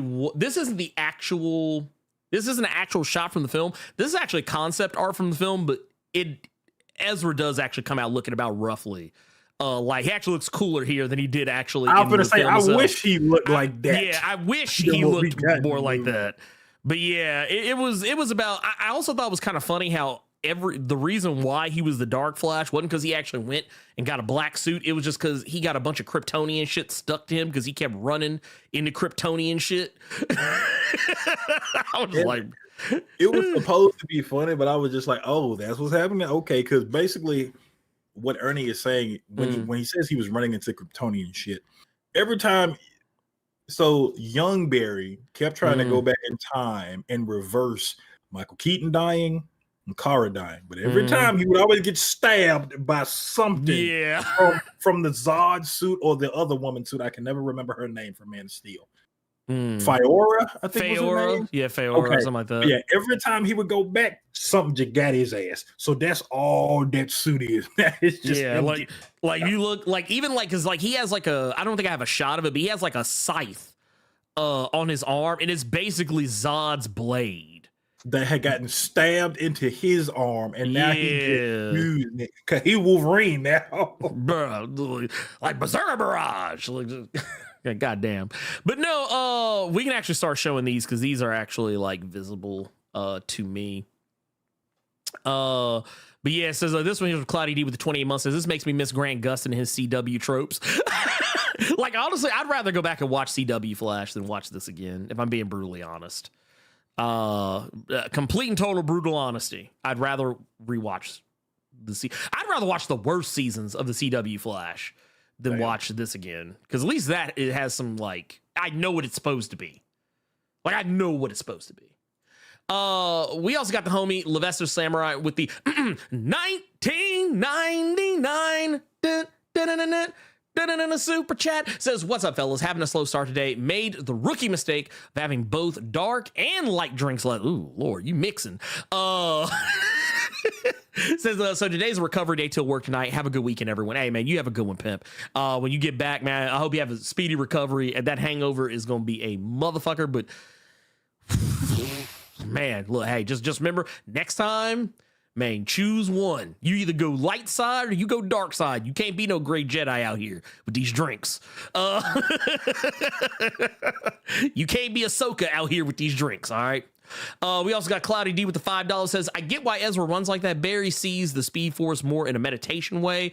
In full speed motion, it's a flow to it. It's still ugly, though. Yeah, and that's something I actually thought about when he was running that way, flailing his arms. I was like, yeah, it probably is like, instead of like running like how we see all the other Flashes do, yeah, it probably is kind of like a different type of environment than normal. Maybe it is something that's kind of almost more like swimming than it would be like running. But yeah, you're right. It still looks ugly. That's the excuse you want to use. I mean, it makes sense to me in that universe, but I still prefer I'm like, dude, just run like a normal person. You don't run like that in real life. Stop. Or maybe you do. I don't know. I don't know. Anyway, we got Legion with the 499 says, I have first collector edition of Doomsday Clock with Rorschach mask, ink blots, shaping the symbols of Batman and Wonder Woman and Superman. Dude, I actually like that one. I like that one. If there was ever a version of that to have, that would be the one. That would be the one. He runs like Woody. Oh, that's sad.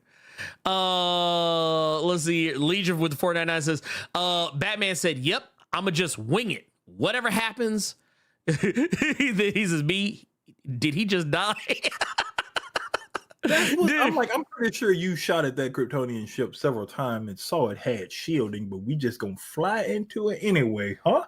Look, let me tell you something, man. Look, this a Batman that is up in age and he don't care no more, okay?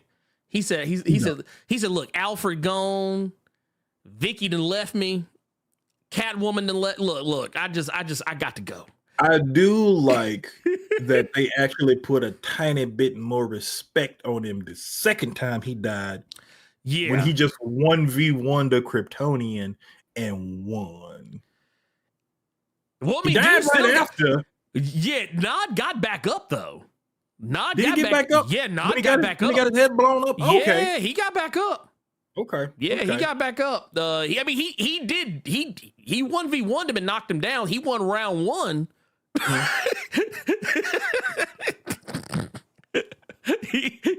he won round one. That was it. But no, I gotta say, yeah, that was kind of wild. It was kind of wild. Let's see here. What else we got here? LP3 with the $5 says, sounds like the only thing this movie was missing was a swap with Kara for big time John Kent. Because why, Carter? Go ahead. Do it.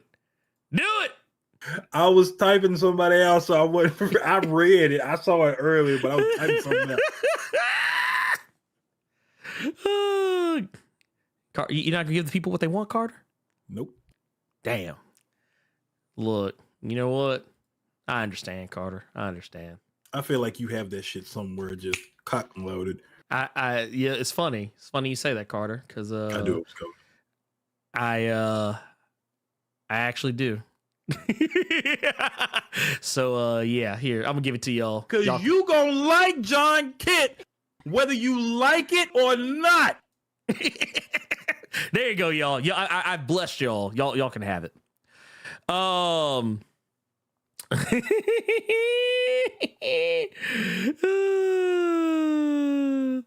god. Here, oh dude, this is my homie right here. This is my homie Pink. By the way, Pink, we need to get back in contact. We need to get you on. I'm gonna have to hit you up after this. My homie Ping, who by the way, dude, fantastic musician. Ping Bros out here. Go look up my homie on TikTok and Instagram. I think, you got Instagram, everything. Dude is hilarious. Dude is fucking hilarious and just a good soul in general. But no, my homie Ping out here said this movie was just season 3. It's not for comics fans. 0 Flash villains. Only one in the whole universe has been Captain Boomerang. Come on, bro. Here's the thing. We have only had, he talked about the DCEU as a whole. We have had one Flash villain, and he gone. he in that big Belle Reeve in the sky. He joined. Look, he in Task Force Z now. We got one Captain Boomerang. Hey, wait. Captain Boomerang and Flash had only met once. They've only met once in the entire DCU, and that was in the first. And that was the Suicide Squad.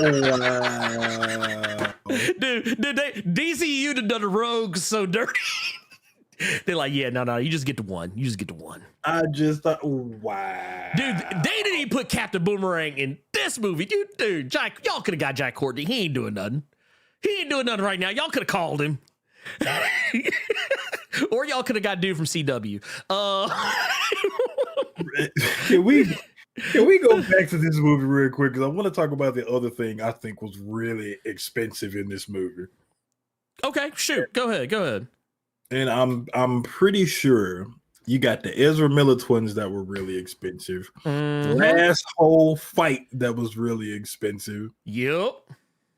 And then we got the likenesses of a PS3 remastered Christopher Reeve. That is and true. A PS3 remastered Nicolas Cage Superman in this. Oh, I think yeah. as well is especially Christopher Reeve. I think just to get his likeness as CG, I think was a pretty penny. Oh, well, no, here's the thing. Okay, so what Carter's talking about here, so like at the end of the movie, it's with. So here's what's so funny about this movie and why I think it's. This is why I don't like that scene.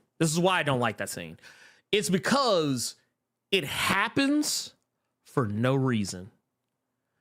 It's just a thing that like it's just like why are all these worlds getting like because basically what they're telling you is that all these other things that have happened throughout the years because we see the George Reeves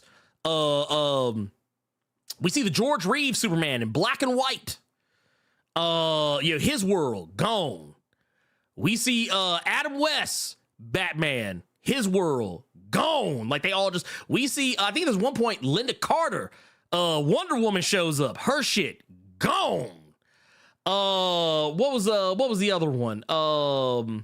We see Nicolas Cage. I actually found someone actually took a picture in the theater. This is actually what he looks like in the movie. That's the CG they used to recreate. For those who are listening on Spotify, Google, Amazon, iHeartRadio, yeah, this right here, what I'm talking about right now is a picture, is the image you can Google search online. If you look up Nicolas Cage, The Flash, you're going to find this image. This dude, look at his chin, look at his upper lip. Oh, I'm gonna zoom in on this because y'all ain't seeing what I'm saying. Look at this. Look at how ugly this look. This don't even look like Nicolas Cage from Con Air. No, they look like they hit up Behavior and got that Dead by Daylight model. They did. No, they 100% did. They said, "Hey man, can we get Behavior? Can we borrow that Nick Cage skin y'all got?" But I think this is why if any of you have seen other reviews other than ours or just people speaking about it, this is why a lot of people say that this film is just nostalgia bait. Because what Ernie just said, this shit happened for literally it's for no reason. Okay, so it's not for no reason. It's to show you what Ezra is messing up by going back in time. It's for that. But I mean, I'm talking about like there's no real actual substance to any of this. Because dude, so you talked about how they brought in Christopher Reeve. They didn't just bring in Christopher Reeve. Here's the thing you got to remember. They didn't just bring in the Christopher Reeve Superman, they also brought in the Helen Slater Supergirl. Mm-hmm. Because they're standing right next to one another. They're standing Why right is she at Popeyes? I have no idea. Hey, have you ever seen the Supergirl movie? Did you ever see it? It's terrible. It is so bad. It's not even so bad it's good. It's just bad. That's back when Popeye, before the Louisiana bullshit that Popeyes does now. Mm-hmm. That was back when Popeyes, when they had them goddamn kids meals, it was the cartoon Popeye toys. Why is Cara and Popeyes in that picture? You bruh, honestly, I have no unearthly idea. I don't even think there is a reason for it. I don't think there is actually a reason for it. But yeah, we look. Here's the set. Look, all we know is that we see Cara at we don't see her at the Popeyes, unfortunately. love that chicken. Love that. Look. And wait a minute. Look. Why does it look like it's a Jack Pirtles in the background too? I don't know. But anyway, but yeah, we get Christopher Reeve as well. Now, some people had erroneously thought that the Jay Garrick that we see in this film was the Teddy Sears version from the CW Flash. It is not. They actually came out and said it's just a generic face. Like one of my predictions was that we were going to see John Wesley Shipp show up in this movie, and I thought they were at first when I saw it, I initially thought that they had de-aged John Wesley Shipp and then put him in there as Jay Garrick. That's not the case. It's just a generic ass face they put on there, which says a lot about Teddy Sears. If everybody saw that generic ass face and thought it was him. But yeah, like all the cameos, it's just bullshit that's happening, and most of them look terrible. Because a lot of it's CG. Even the Helen Slater and Christopher Reeve. Obviously, the Christopher Reeve has to be CG because real life. But yeah, they all look obviously CG. Also, Carter, while we're talking about this, what did you think about that the Speed Force chamber? Those scenes were like when they were like running through time and they would have like all these different random moments surrounding them. It reminded me of Quantum Mania, and the only reason I say that was because of the after credit scene of Quantum Mania when you have all those Kangs in that little arena. Yeah. That's exactly what this Speed Force chamber looked like. It just looked like Barry Allen and the other Barry Allen and the evil Barry Allen just in a like arena chamber with a bunch of themselves. Yeah, that's what that first thing that popped into my head. My problem with that though is it was because so for those what I'm talking about, they're surrounded by every moment in time that they have existed in. In each of those moments, it's not the actual people there. It's CGI renderings of them. And they look very obviously CG. Like, they don't even look anywhere near close to real. Now, if you want to make the argument that, it's the Flash's perspective, so it's going to be a little distorted. But yeah, Henry Cavill does show up in this movie, and he looked just as bad here in that CG, in those CG scenes, as he did in Justice League and Snyder Cut. I did, and Comic Court just said something in the chat. It's weird, and I didn't notice it until now. But the cameos were mostly Superman for a Flash movie. Yeah, no John Wesley. No John Wesley Shipp or Grant Gustin. Because I was about to make the comment that I don't think I don't understand. I'm not gonna say the CG. I'll make my PS3 remaster because that was funny as hell when I saw that Twitter reply. But I didn't understand why it was CG for the Superman scenes because I feel like couldn't you just pull footage from the Christopher Reeve film? Yeah. Couldn't you just pull footage from any of these? The Nicolas Cage stuff, especially with another cameo that happens at the end, I feel like couldn't y'all just go get Nicolas Cage? Yeah. That because here's the thing. That's the only thing that confused me about that. Because why? Like I will, you know, say what you will about the cameo of Nicolas Cage. Because here's the thing. The CGI rendering that we got of Nicolas Cage in this movie, which is largely just based on like some of the original test footage that was seen before, like of what he was supposed to look like as Superman and the giant. And I know there were some people who were asking, why the hell is he fighting a giant spider? Because that was supposed to be in the original movie. In Superman Lives, he was supposed to fight a giant spider, and that's why they put that in there as a nod to that. But yeah, ultimately, yeah, I didn't like it. It was just too much of a hot mess. It was too much of a hot mess for me, and I just couldn't get with it. I can't get jiggy with this. But no, I will say this though. There's one cameo I was actually happy for. And that's because we got George Clooney. We got George Clooney in the movie, y'all. You could have set that up way better. You wrote for that. You wrote for that.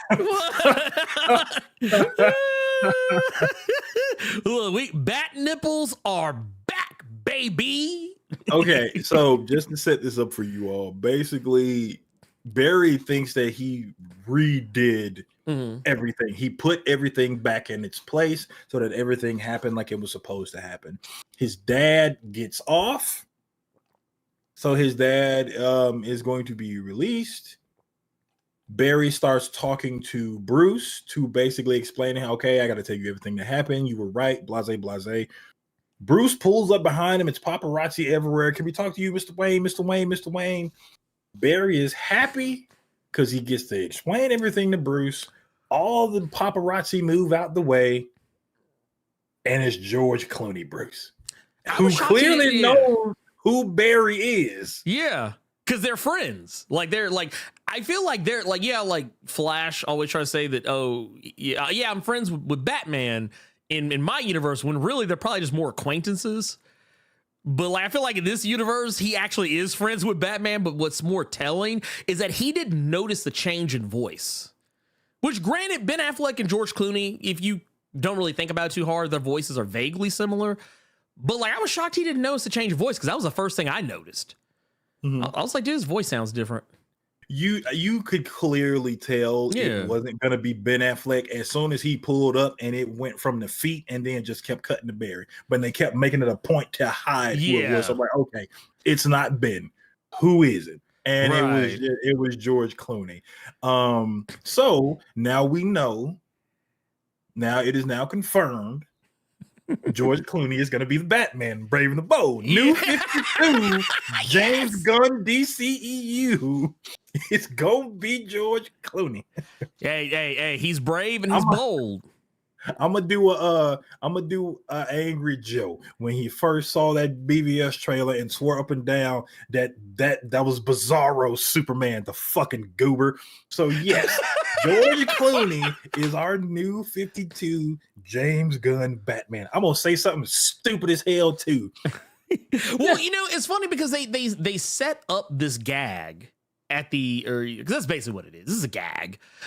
They set this up early in the movie when Bruce is doing the spaghetti thing, talking about how like, oh yeah, you know, you take 2 pieces of spaghetti and like this is the timeline, and then you go back into the past and you change the future. He said that it doesn't just keep going. He's like, your past changes and your future changes, and then if you make too many changes, then you just start adding more spaghetti, and it becomes this hot mess. It's like all the stuff is intersecting or whatever. It was kind of their way to try and explain why why Ben Affleck wasn't the Batman he encountered when he messed with stuff the first time around. And when they mess with it again, even though he fixed things, there's still things going to be off. Like there was one clever gag they had in the movie that actually I was really clever, is when he kept talking about Back to the Future. And he kept bringing up Michael J. Fox. And everyone was like when he was in the new universe, and they're like, Michael J. Fox? Because in their universe, because he went back and changed things, it was Eric Stoltz like it was originally supposed to be. And I actually thought that was pretty funny because they even made some other jabs about other movies that were supposed to have one actor at first and then it went to a different one. And I was like, dude, that's actually pretty cute. But yeah, when they get to this, you get to the end, it's like, oh yeah. So I was like, because remember, James Gunn said this movie is supposed to set up the DCU. So does that mean that George Clooney, this motherfucker right here, this your Batman going forward? I mean, bruh, I would holler. I talked to my boy Bishop about it, and I brought up something that he had completely forgot about. Apparently, a lot of y'all forgot about it because everybody's making jokes about the bat nipples. Y'all forgot about the Batman credit card, huh? You never leave home without it. Yeah, and what was the expiration date on it? Forever. That Batman credit card is clutch. So wait, so here's my question. Now. So we got the bat nipples back, but do we get everything else that comes with it? Does that mean we get Chris O'Donnell back as Robin? We get said Batman, the Brave, and the Areola because of the Batman. Jesus Christ. Yes. Jesus. Yes. Because y'all forgot, Batgirl had nipples on her costume too. They weren't as pronounced. Yeah. Did you forget about that? I forgot a lot about Alicia Silverstone's scene. They didn't do like the more pronounced nipples, but like you could see that there were like it was like the imprint of nipples. You're gonna have to stop talking about her nipples before you get demonetized and canceled. I'm just saying, it was a thing. It was a thing that happened. I didn't do it. Blame Joel Schumacher. Hell, he was the one that was zooming in on Batman's ass. I forgot that. Because they kept turning toward the camera. Cape on, cowl, chest on, and it was ass. Yeah, cheeks. Listen, man, you need to see these cheeks. With the ugly ass music every time. I was like, why are we doing this? I mean, I know why we're doing this because knowing what I know about Joel Schumacher now, I'm like, it all makes sense. I was like, it all makes sense. Oh my goodness. Oh, but no, yeah, this movie was. I'll stream that on Twitch right after Blerd Cave. No lie, I will stream Batman and Robin on Twitch for y'all. Damn. No lie, we finna have some fun with that. That's hilarious. That movie, oh my god, oh man, don't do it, man, don't do it. You forgot how bad that movie is. I know I have. I know it. But no, I'm trying to think if there's anything else. There's really nothing else that honestly really just. Oh, Aquaman. So there were a lot of people so I'm gonna tell you right now, the post-credit scene, there were so many folks that were mad. Y'all thought folks were mad at the end of Spider-Verse. Y'all thought folks were mad when they sat to the end of Spider-Verse and didn't get nothing. Let me thank you again that you saw it a day earlier and was able to tell me you can go to the parking lot. I'd have been mad at motherfucker. And then all you saw then was Miles Morales will return. Be like, excuse me. But no, in this movie they do have the one post-credit scenes at the very end, and it's not really anything like if you're expected to set up the DCU, it doesn't. It doesn't. I guess in a roundabout way it does. It's basically meant to explain that even though Barry has changed things, Aquaman is still the same. So if you go into Aquaman, we're like, oh, well, wait a minute. What about Aquaman? Because Aquaman, the Lost Kingdom is coming out. Like, they're like, oh, wait a minute. So shouldn't like Aquaman be different? It's like, no, Aquaman is the same in every universe. Like the only time Aquaman isn't the same is when he just doesn't flat out exist. Which, by the way, that cameo by Tamura Morrison as Aquaman's dad, that shit was kind of high key hilarious. That part was hilarious. Just because your wife isn't Queen of the Seas. You see Roseanne sitting on the couch. He's like, this is not funny. He's like, this is not funny. I actually thought that part was genuinely funny. But yeah. The post-credit scene is a nothing burger. It's really just to be like, hey, yeah, this is why Aquaman is still the same. Because they literally even say it. Because he like Aquaman is drunk, and he's just like, so basically, I'm the same person in every universe. And he's like, yep. It's like, okay, cool. If anything, it was kind of a slick way of James Gunn, or maybe this is Andy Muschietti letting you know that Jason Momoa is going to continue to play Aquaman. That's kind of how I took it. Let me ask you this. Go ahead.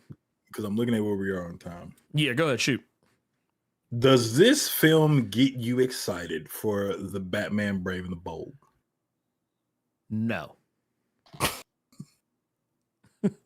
So yeah, I said earlier that Andy Muschietti directed one good It movie. Yeah.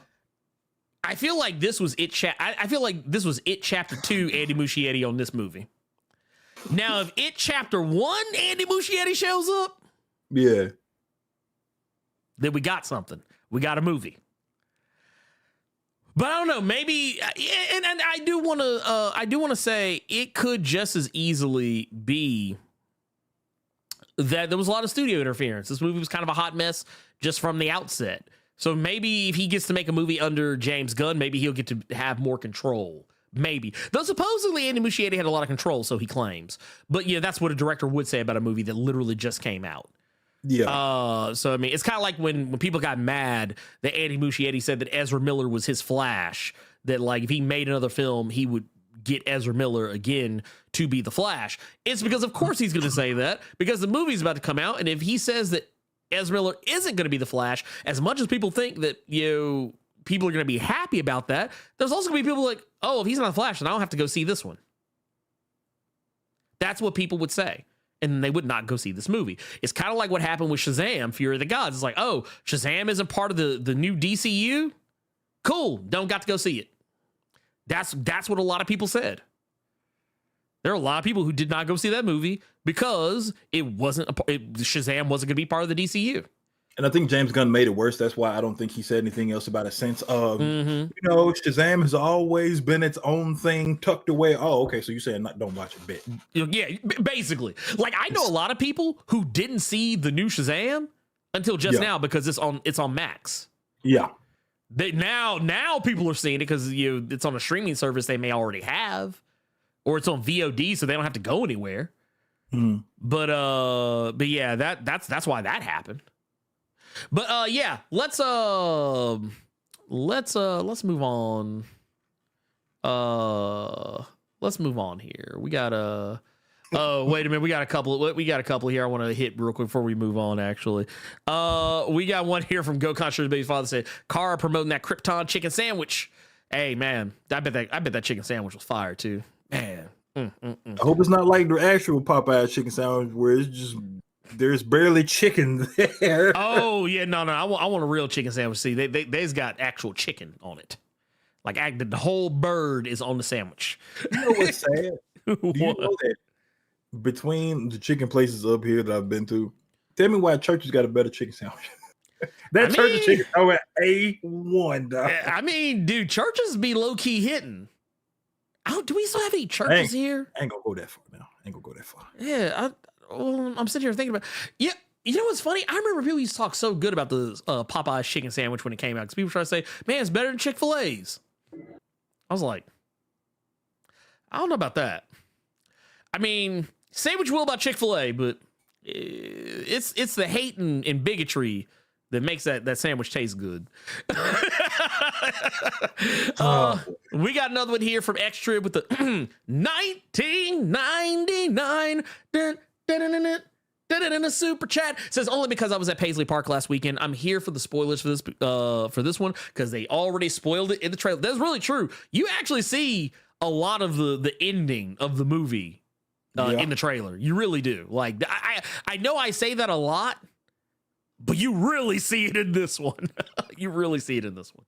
I'm tired of Flash now at this point. Let's move on to our next thing. Our next thing is, I'm not going to spend a lot of time talking about this. I just brought it up because I knew at some point someone was going to bring it up because we didn't talk about it. I think it came up actually.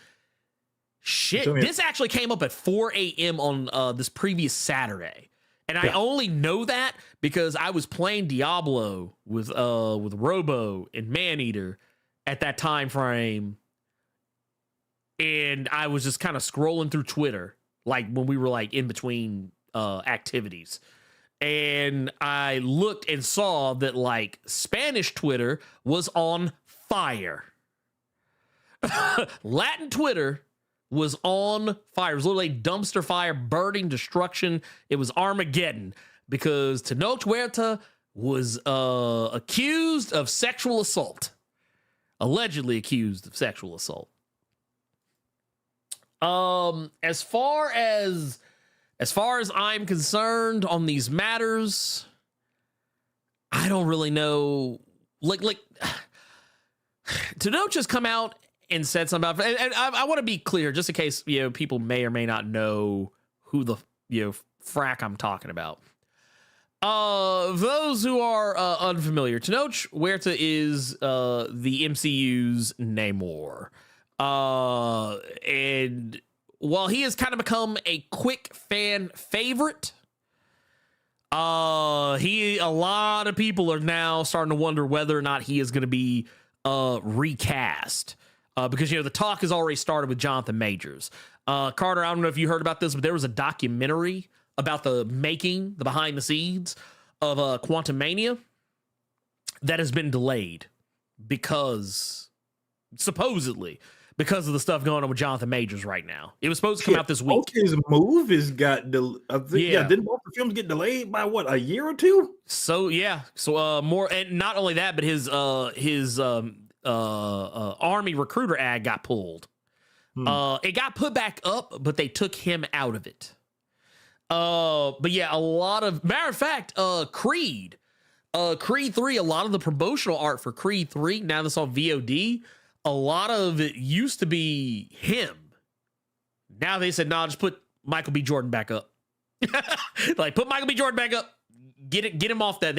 A lot of, like, when he was coming up, before all this stuff happened, especially when like all the Quantum Mania stuff was on the way, yeah, a lot of the promotional art, a lot of it focused more on him than it did on Michael B. Jordan. Now they're like, yep, put Michael B. Jordan back up on the screen, please. They're like, not right now. It's once again, we don't know the full breadth of everything that happened with Majors. So once again, while we have seen a lot of things that could honestly push it in either direction, this one is a little bit different. Because I think as it stands, I think Tenoch has actually come out and denied the claims. But once again, this is, I don't really want to so much talk about the claim because, I don't want anyone to think that, I'm going to be, damning Tenoch Huerta without evidence, much less ignoring the claim of the person who was allegedly sexually assaulted. I just kind of want to focus on a problem. A problem that is becoming unique. I don't know, I won't even say unique. Not to Marvel, but is becoming almost like standard fare for superhero movies in general. Where like, it's like, oh, hey, we got this one character we're bringing into the the thing, and like, or we had this one character's already here, and then all of a sudden out of nowhere, it's like, oh yeah, by the way, cancel that dude or that woman or whoever because XYZ thing. But right now, Marvel seems to be catching it the most, just because back to back, Jonathan Majors first, now you got Tenoch Huerta, being accused of sexual assault and other such things. But I just, oh man, Carter, how do you handle this type of stuff?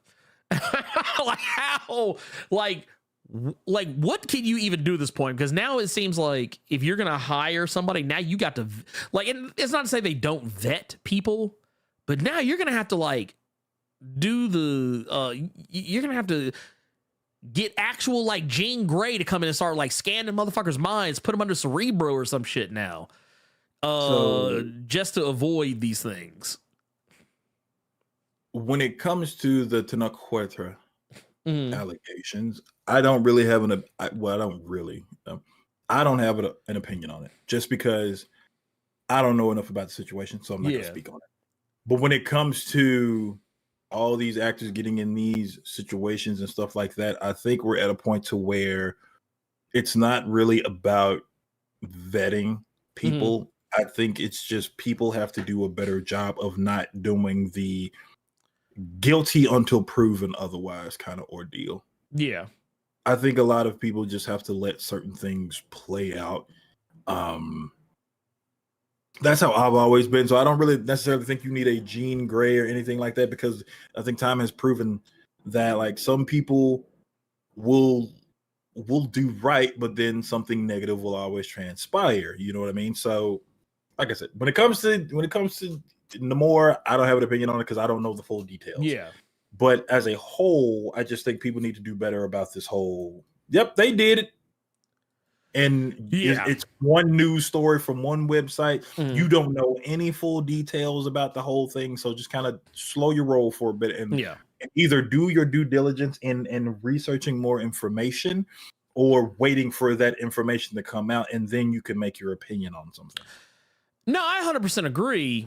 But we all know folks aren't going to do that. The court of public opinion is just that for a reason. It's because, like I said, I saw the news at 4 a.m. on a Saturday, which technically means it was Sunday.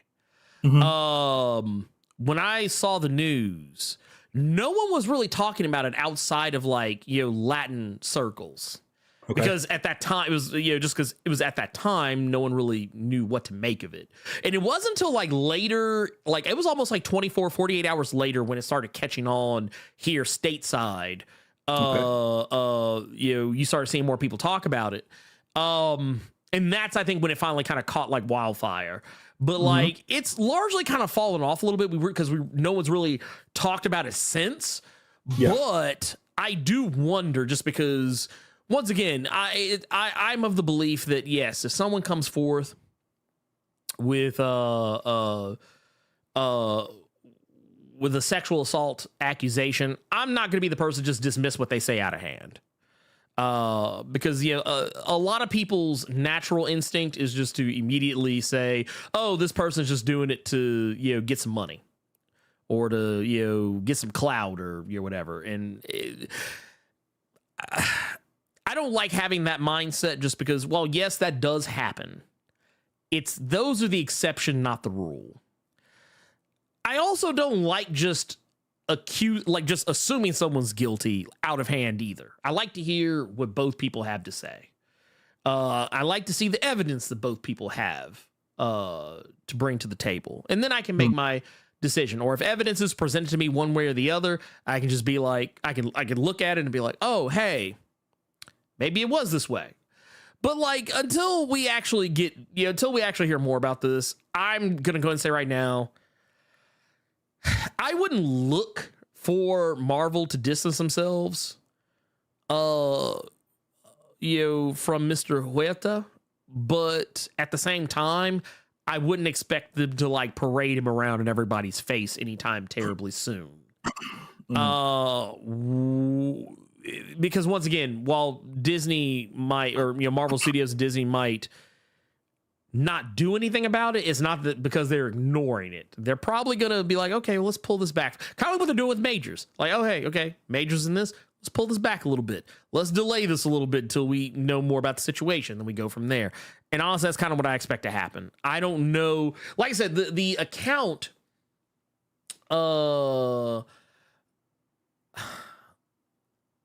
it's hard to say, because the woman in question, Maria Elena Rios, I don't know if she actually goes too deeply into what happened between her and Tenoch Huerta, but basically she just says that I made it very clear to them when I left their group, and the group she's talking about is Poder Prieto, which is like an anti-racism group that's based out of Mexico.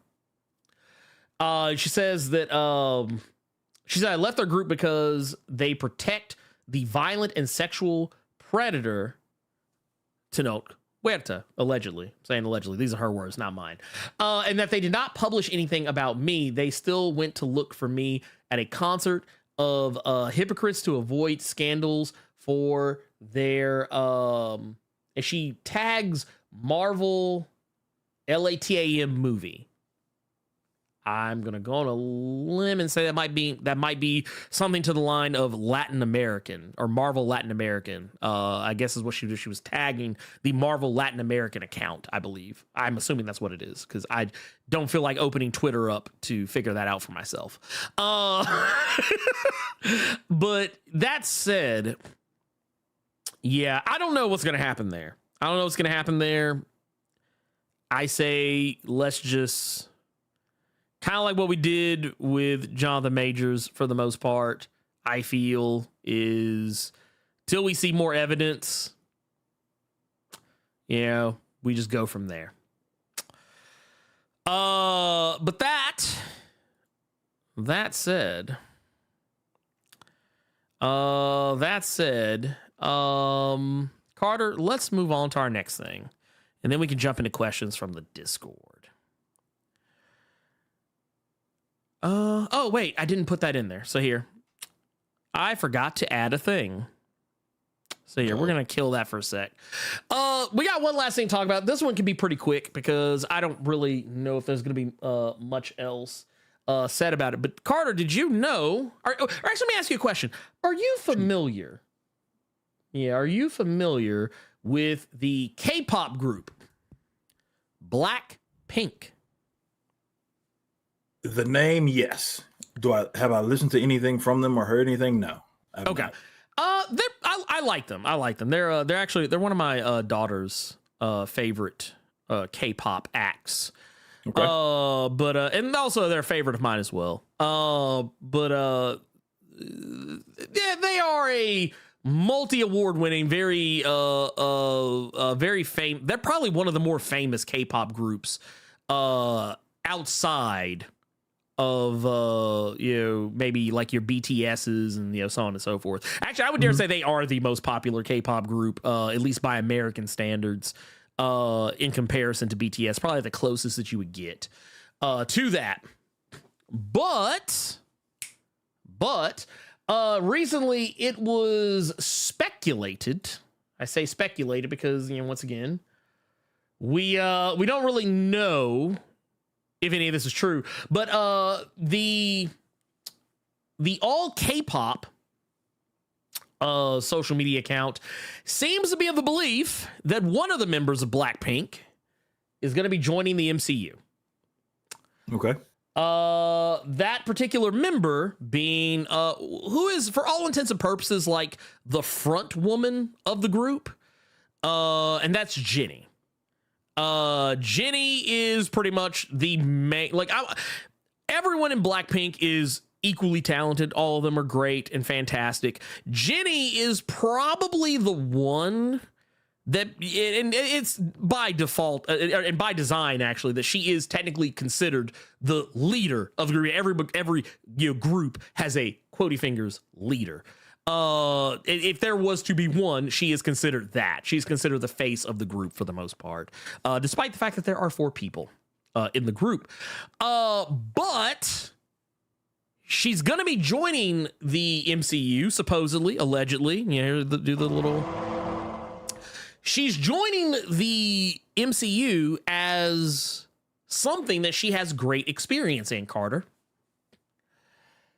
Carter, are you familiar with the K-pop superstar from Marvel Comics, Luna Snow? No. Well, I'm not surprised. She is a character who actually cropped up due to the mobile game Marvel Future Fight, but she gravitated from Marvel Future Fight into the comics. Okay. She's a part of the group, the Agents of Atlas, the all-Asian super team. I never knew they were an Asian super team, but I knew the Agents of Atlas. Yeah, Agents of Atlas. Well, the original Asian... The original agents... the Asians of Atlas, wow. The original Agents of Atlas were not all Asian. Like you had characters like Nomura. Jimmy Woo was there, but it wasn't like an all Asian team. But more recently, around like 2019, when War of the Realms kicked off, or maybe a little bit before that, they became an all Asian team. So that's how you got like you have a super team with, you know, Jimmy Woo, who's basically like your Nick Fury type. You got Shang-Chi, you've got Luna Snow, White Wolf, Amadeus Cho, who now goes by the name Braun. You have Wave, Crescent, Arrow, Swordmaster, and last and most certainly not least, Silk. So like it's a bunch of different characters from all different like areas, from China to Korea to Japan and so on and so forth, that are all come together as a superhero group. And the rumor around the campfire is that she is going to be coming to a super team in the MCU, and it's been heavily emphasized that whatever this is most likely going to be like a Disney Plus series. Whatever this is for Agents of Atlas.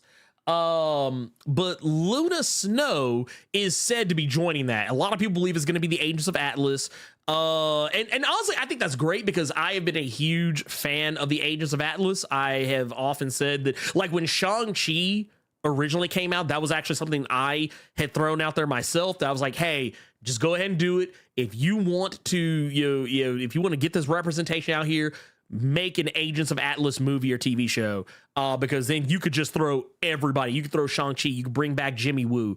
You could throw in all these other characters like Swordmaster is now Iron Fist. So yeah, you could just do that. Just have Iron Fist on the team, and you'd have an Asian Iron Fist like everybody wanted back when Finn Jones was playing Iron Fist on the Netflix TV show.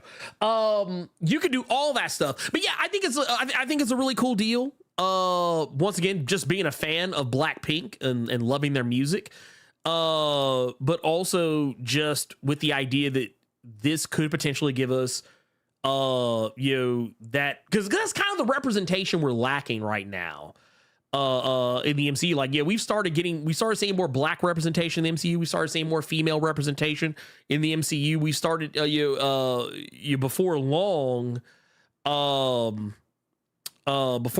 we just recently had gotten, more Latin representation, as we were literally talking about Tenoch Huerta playing Namor, but Asian representation is kind of all over the place in the MCU. So I was like, yeah, dude, if you got Shang-Chi now, let's dig more into that. You could bring in Jimmy Woo, make the Agents of Atlas. It'd be amazing. But yeah, I'm curious to see how that plays out. I don't know if if any of this is true, if Jenny is going to play that character.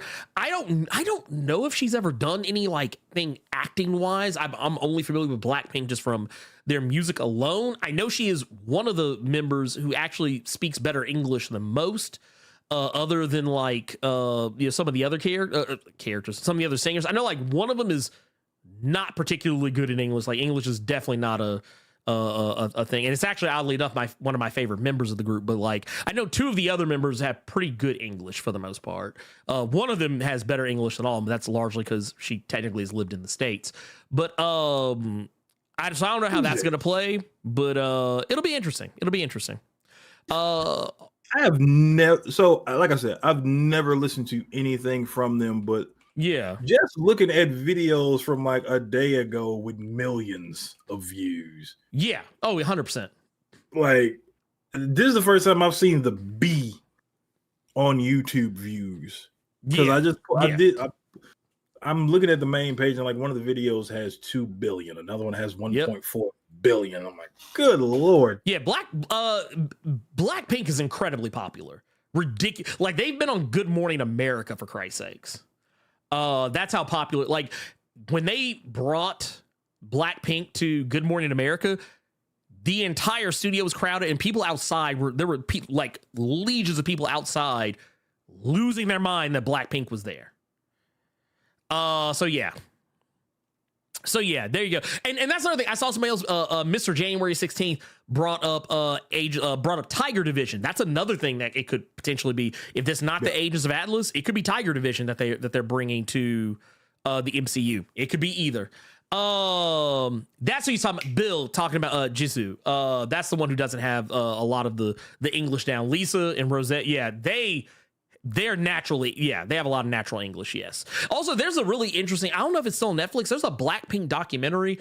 If you're ever curious, you should watch it. It's actually really good. I like it. The one thing I'll say about the comment you're making about representation is I think we need to make sure it's not a one-off deal. Because the Captain America movie is not out yet. No. We don't. Kang stuff is kind of up in the air right now. Echo is supposed to be out soon, but we don't know where that's going to go. Okay. And America Chavez, he's just been in one movie. We ain't heard none since. So I think it needs to be more than a one-off deal. I'm looking at like one example just being Miss Marvel. She got her show. Now she's in a movie. Right. But, you know, like I said, we still haven't seen anything from Sam Wilson. We have yet to see anything else happen with America. I don't know if they're even going to do anything with America. You know, we constantly talk about Young Avengers on here, but we have seen no reason to believe that shit is ever going to come to pass. So I think if you're going to do that representation, put everything toward that representation. Because one of the things we talked about a lot was how great that the Shang-Chi film was, but that's it. Yeah. What we're talking about right now isn't even a thing that we're knowing for sure will happen or will have these characters in it. So if you're going to do that representation, just do it. Don't let it just be a blink and you'll miss it, or, oh shit, I forgot about it. Don't let it become one of those. Also, I saw someone bring up Tiger Division. Or ask what is Tiger Division. Basically, it's a government sanctioned team. It's basically, if I'm not mistaken, it's more specific to Korea. If I'm not mistaken, I think Tiger Division is more specific to Korea. But yeah, it's it's good. I think Tiger Division. Correct me if I'm wrong, Carter. I don't know if you're as familiar. But they had a comic just recently, Tiger Division. I don't know if it's still running. Yes, it did. I didn't read it though. Okay, yeah, that's fair. I'm looking it up now to see if it's still going. But yeah, they had it was a 5-issue mini. It was a 5-issue mini. Last issue just came out not too long ago. But yeah, that one is specifically Korean superheroes. So yeah, I could see that being a thing. I'd be perfectly fine if they want to do it all Asian, all Korean, whatever. I don't care. I just want to see it. Because I want to see that representation out there. I think everyone deserves to have that, to be able to see themselves like you, kind of like how what I was saying about with Black Panther. And you know, when the trailer for Blue Beetle came out, I was like, man, I want all my Latin brothers and sisters and MBs to have the exact same experience that I had going to see Black Panther, seeing myself so represented on the big screen in ways I've never seen before. I want I want our Latin, fellows, and our Latin brethren to be able to have that exact same experience. I want our Asian brethren to be able to have that same experience, see themselves represented in such a way in a major motion picture where no one is the butt of a joke, where no one is in like an Asian stereotype, or something of that magnitude on the big screen in this way. Which, to be fair, it's not to say that we don't get some kind of close to that, but it's one of those things. Like I want everyone to be able to see themselves in some way, shape, form, or fashion. Yeah, I'm not going to disagree with what you said, but I'll just add to it because you brought up the fact that like seeing them on the big screen. Do more than that. Yeah, that's what I'll say. Because Brenzo just made a really good comment. They left America Chavez at Carmitage and ain't saying shit else. That is true. That is true. So yeah, but it's like listening to what you said. But I mean, she was in a movie. She got the representation. Let's do a little bit more. No. I wanted to be. That's what I'm saying. I want to add to more. I want to add. Well, yeah, no, I'm not saying don't do that. I'm just saying I want to see it. I want to see it. No. And I'm not saying. Yeah. I'm not saying you're saying don't. I'm just saying. Okay, we did a movie. Yeah. Keep going. Keep going. Okay, okay. That's cool. That's fine. Let's see some more. I would like to see more. I say it for everything. Like when Black Panther came out, I was like, are we gonna get more Black Panther? Like what are we gonna get now? You know, if you give us this, like, yeah, we got, you know, Namor, we're gonna get more Namor. Like, what's happening now? What's going on? You know, don't let it be one and done. Hell, what was it? Werewolf by Night. I was like, hey, we got Werewolf by Night. So okay, can we get some more, please? I'm like the little kid. I'm like little Oliver Twist. You know, please, sir, can I have some more? That's me. With all of it. But that said, let's switch gears. Let's switcheth thine gears, because like I said, we're still kind of behind on things. Carter, do you have a recommended to share with the people? Do. I'm recommending World Tree issue number 2 from James Tynion. Okay. I still don't know what's going on. I don't know why this white woman is naked and killing people. Yeah, but I say World Tree is a comic you can't show the cover, or you can't show the interiors of. No, because but here's the thing. I don't know what's happening. What I do know, it's all in bits and pieces. But hey, it's issue number 2. Something is happening when someone goes to a certain website. Something happens to them, and there's a naked white woman is killing people because of it.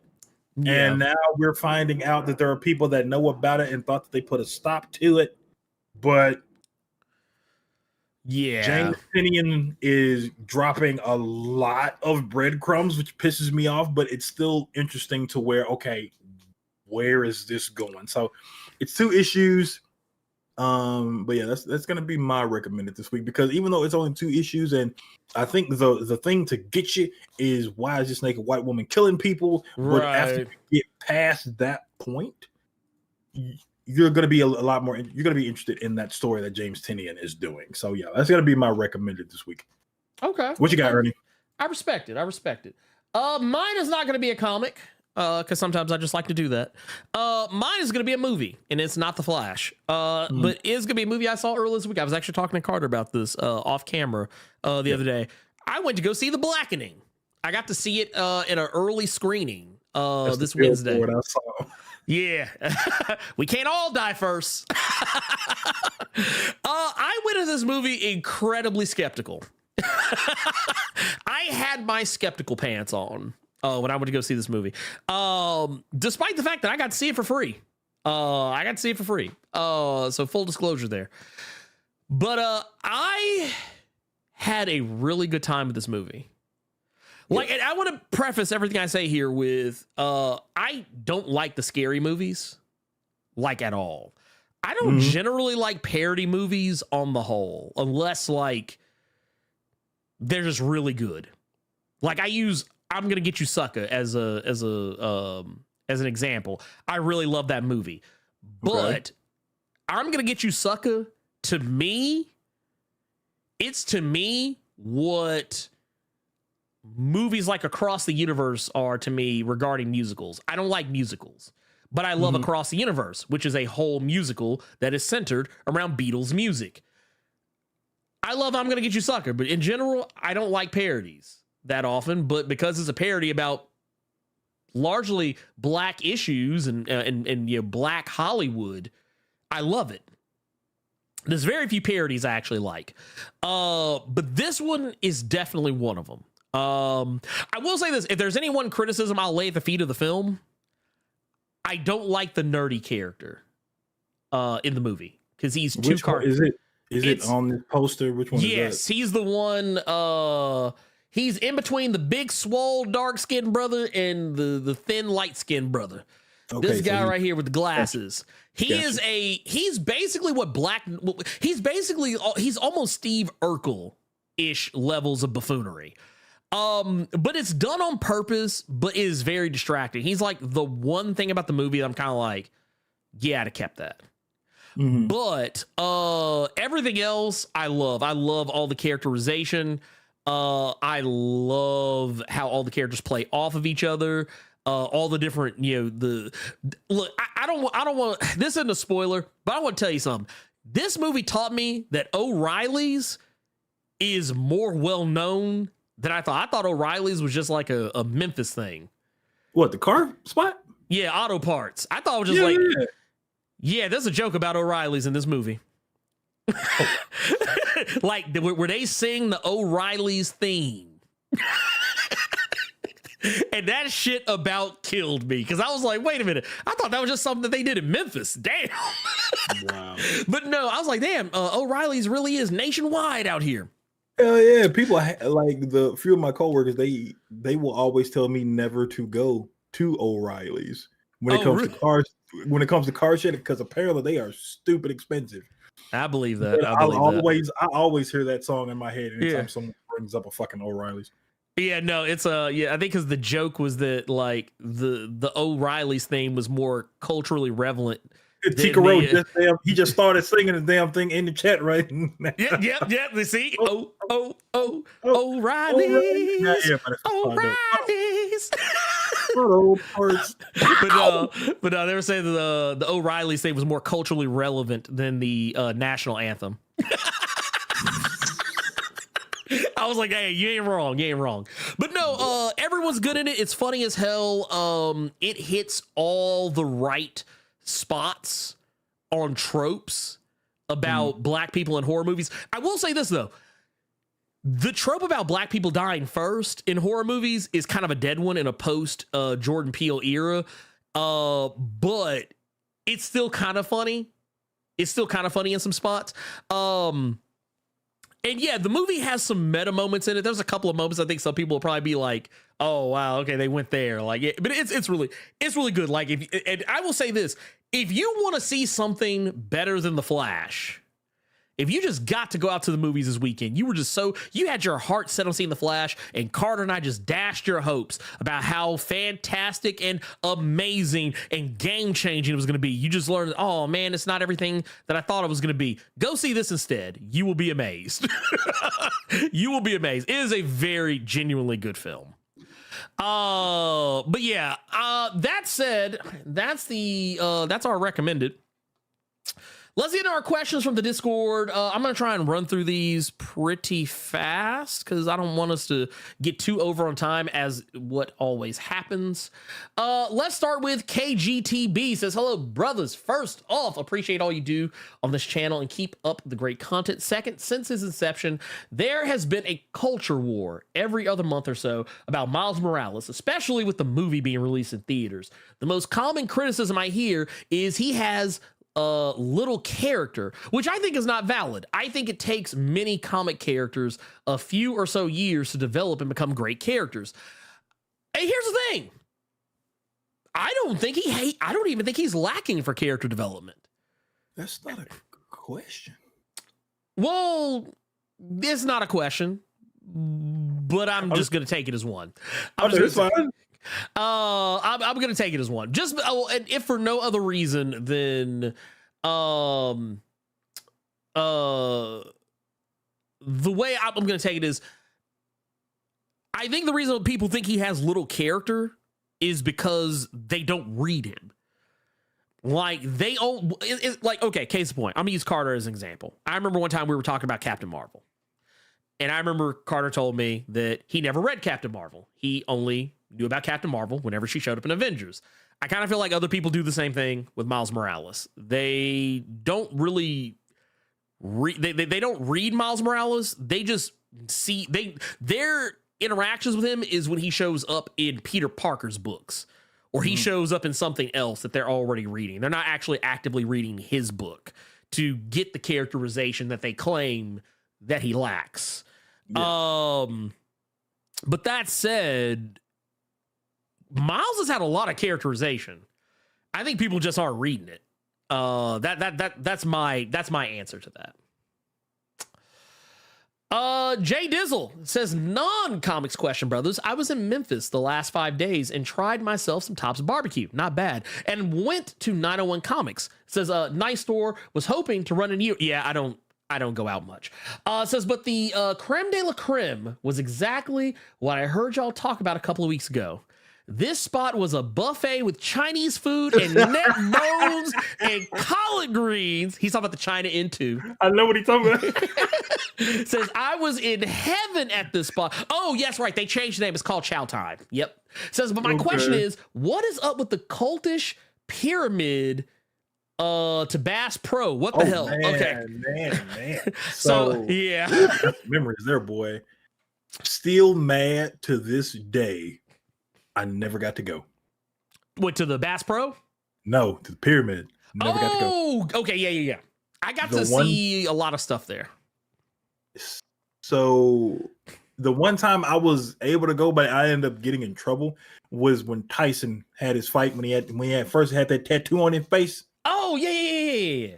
I was gonna go to that fight, but no, the cultist pyramid you are referring to, Jay Dizzle, used to be, that was our arena. Yeah, that was like where, like, if there was a basketball game, where that was where the Tigers, even though technically they're the University of Memphis Tigers, everyone in Memphis just calls them Memphis Tigers. It's still Memphis State. You can say U of M all you want. It's still Memphis State. Stop. U of M my ass. That's Memphis State. Stop. But no, that was where the Memphis Tigers used to play, and was where the Grizzlies were going to play initially. But one of the reasons why the pyramid was decommissioned was actually two reasons. One of the reasons is because technically they built the pyramid in a really dumb location. They built it on the side of the river, and it's always sinking into the river. It is forever sinking into the river. I believe they did renovations when Bass Pro took it over. They did renovations to fix that, because it's now the headquarters for Bass Pro. That's why it's so big and cultish looking. And it's like a hotel, store. My wife worked there for about a year. It was an interesting time in her life. And then on top of all that, the Grizzlies wanted a new stadium built to be there. That was a part of the deal for the Grizzlies to stay in Memphis and not go somewhere else. So that's why we have the FedEx Forum now. But that's why the pyramid, if it looks like a very cultish representation of Bass Pro, it's because it was initially where all of our wrestling, our basketball, circus, everything was there. Oh man, this is gonna make you feel old. Yeah, all the WWE, like the SmackDown events with the big ass fist. Yeah, all at the pyramid. They were at the pyramid. All at the pyramid. Matter of fact, I still remember the first time I went to the pyramid to go see a wrestling match. Actually, the first time I went to the pyramid, period, was to go see the St. Valentine's Day Massacre pay-per-view. And when Kane went, because my mom decided she wanted to surprise me, and she didn't get the tickets till late. We were way up at the top, we were at the damn near in the point of the pyramid watching this shit. And Kane music hit. You hear that? And all that boom, and the fire came up. I could feel the heat from the fire up in the cheap seats. So man, that was our FedEx Forum before the FedEx Forum. And for a lot of you pro wrestling fans, if you remember, one of the things people like to talk about with Kurt Angle is that I'm just a sexy Kurt that he sang, kind of trolled Shawn Michaels. At the pyramid. That was at the pyramid. Yep. Pyramid is home to a lot of great memories in wrestling. That was where the Big Show debuted. Where he snatched Steve Austin from under the ring, and nobody knew who he was except for the diehard wrestling fan. Like, who the hell is this big dude in the ring? It's a giant. Because you didn't have commentary because you're live. We also got one. This is JWR says, with the Flash projected to make less than Black Adam this weekend, do you see this as a clear sign that James Gunn needs to go full scorched earth with his DC reboot and start from scratch? I thought that's what he was doing. Yeah, well, it is what he's doing, but it seems like based on some things we saw in that film, some things are staying. But yeah, I do feel scorched earth is the way to go. You got to start over. You cannot be. I don't want to see. Here's the thing. I don't want James Gunn. As much as I know the multiverse is a thing now in movies, I don't want to see James Gunn ever calling back to the DCEU. No DCEU callbacks. Like that, like what we saw in Flash with all the callbacks to yesteryear. Don't do that with the DCEU. Don't be like, oh, hey, remember the Man of Steel? You remember BBS? No, don't. You bet. Look, the only thing, let me tell you something. The only thing I want to see James Gunn do, the only thing I want to see that motherfucker do when someone brings up the DCEU is this. That's the only thing I want to see. That's the only thing I want to see. He'd be like, forget about that shit. I want to see James Gunn pull out them sunglasses, them Ray-Bans, and pull that pen up. That's the only thing I want to see. I don't want to see shit else. Let's see here. What else we got? So we got one from Qdoma. Okay. I think this will be the last one, if I can count. No, we got one more. One more. So I hope you all have a great day. My question of the day is: have either of you had any chance to dive into Street Fighter 6 yet? I've been into Street Fighter for years myself. This is one of the best ones in my opinion. It's got the music, the look and feel, and plenty of diversity. Thank you for the question, number one.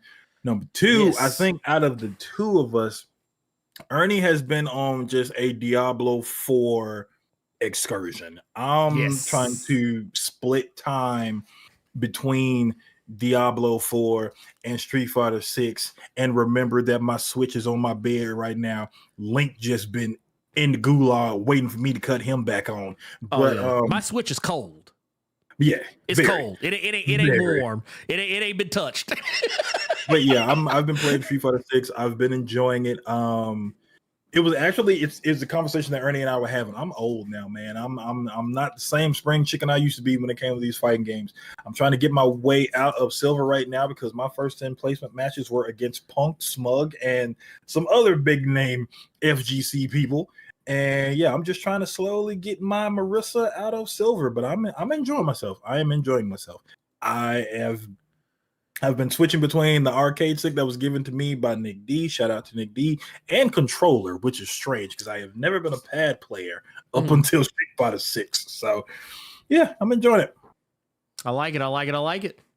And then this will be our last one. We'll get to these other ones next week. We only do 5. We've got to keep it tight. This one's from Haifakage. Says, "Hey fellas, my question is, what are your top movie/TV shows that did CGI very well? For me, I'm really loving the budget being spent on Superman and Lois right now, which I've actually heard has pretty good. I haven't really just dived into the show like that, but for what I've seen and what I've talked to other people, seems to have very good special effects."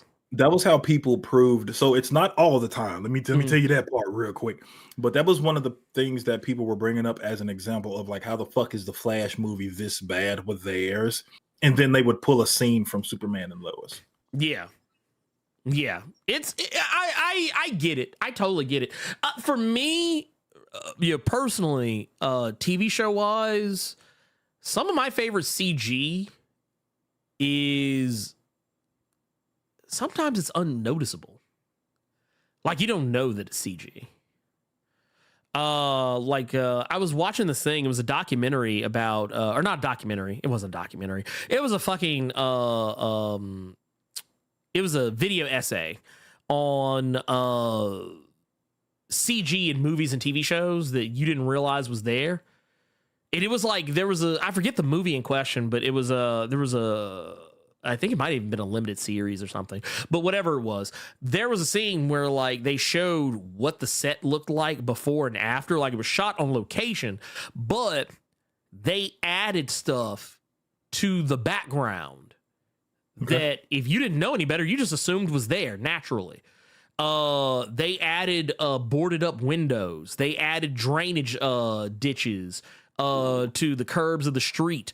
They changed just some of the stuff that's just around the building, added more stuff that you just would have assumed was just there. Like you wouldn't think like, oh yeah, somebody went in and CG'd these boarded up windows and all that stuff. Like, no, they went, you're thinking like, yeah, this is real. And it's like, no, it's not. And that's what I love. I love when CG is not noticeable. Like when it's just something that, like case in point, a lot of people never even realize that, the CG, what was it? I think it was in Endgame. There was the hair that Brie Larson has at the beginning of the movie is CG. That's not her hair. She got on a skull. She got on a skull cap. But no, probably as far as like TV shows go, I don't know about now, but I used to think Flash, CW Flash had pretty good effects for a TV show.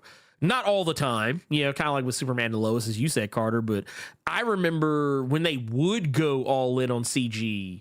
Like, I remember, like, what was it? When they would bring on King Shark. Yeah. I thought King Shark looked really good for a TV show. You know, Game of Thrones always had really good CG for a TV show. But I really need to watch that show at some point. Well, Game of Thrones? Mm-hmm. I mean, yeah, you can take your time with it. Yeah.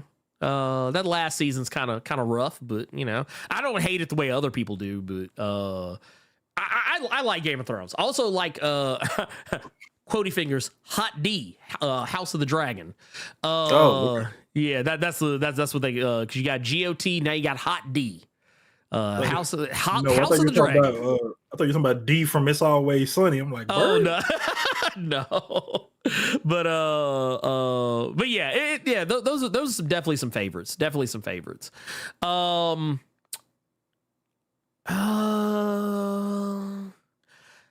Yeah, that's it. Let's get to our we're gonna get to our questions from the chat. We're also gonna answer some of we got some super chats in here as well, I believe. Yes, we do. We got one here from BS Filter. Mm-hmm. This is with the $5. BS Filter says, let's see here. I personally believe that we live in an age where Ezra Miller can skate on his nonsense, but a black man and brown man get crushed. I mean, to be fair, complexion for the protection every time. I say it all the time. All the time. Complexion for the protection. Yeah. The full quote actually is really good in this case because I ended up saying the full quote that he said. It's the complexion for the protection for the collection because he's about to collect several millions from the flag. Oh yeah, no, he is. He's Ezra about to get his money. Make no mistake, Ezra about to get paid, regardless of how good or bad the movie does. Also, I will definitely say if you've never actually seen the stand-up comedy special, Jesus Was Black and So Was Cleopatra, Know Your History, by Paul Mooney. Very hilarious stand-up comedy act that still holds up to this day. We also got Gokon Sure His Baby's Father with $5 says, didn't Marvel have an Avengers World thing where they bring heroes from every nation to the team? I think Hickman wrote it to be great to bring that back. Yeah, that was a thing, which is funny because it's kind of getting I guess parodied / homaged in the Ambassadors comic series that apparently is no longer a limited series. It's apparently going to be an ongoing, which has been pretty good so far. Have you been keeping up with that, Carter? The Ambassadors? No, you keep talking about it, and it's so surprising to hear you bigging up a Millar book like this. Yeah, I like it. It's because it's not his typical bullshit. Mm-hmm. It's not his typical bullshit. So yeah. Oh, you know, someone else, Markellen Sigler brought up Rings of Power. Rings of Power is a fantastic looking show. For being a TV show, the effects of that show are A1. So there you go.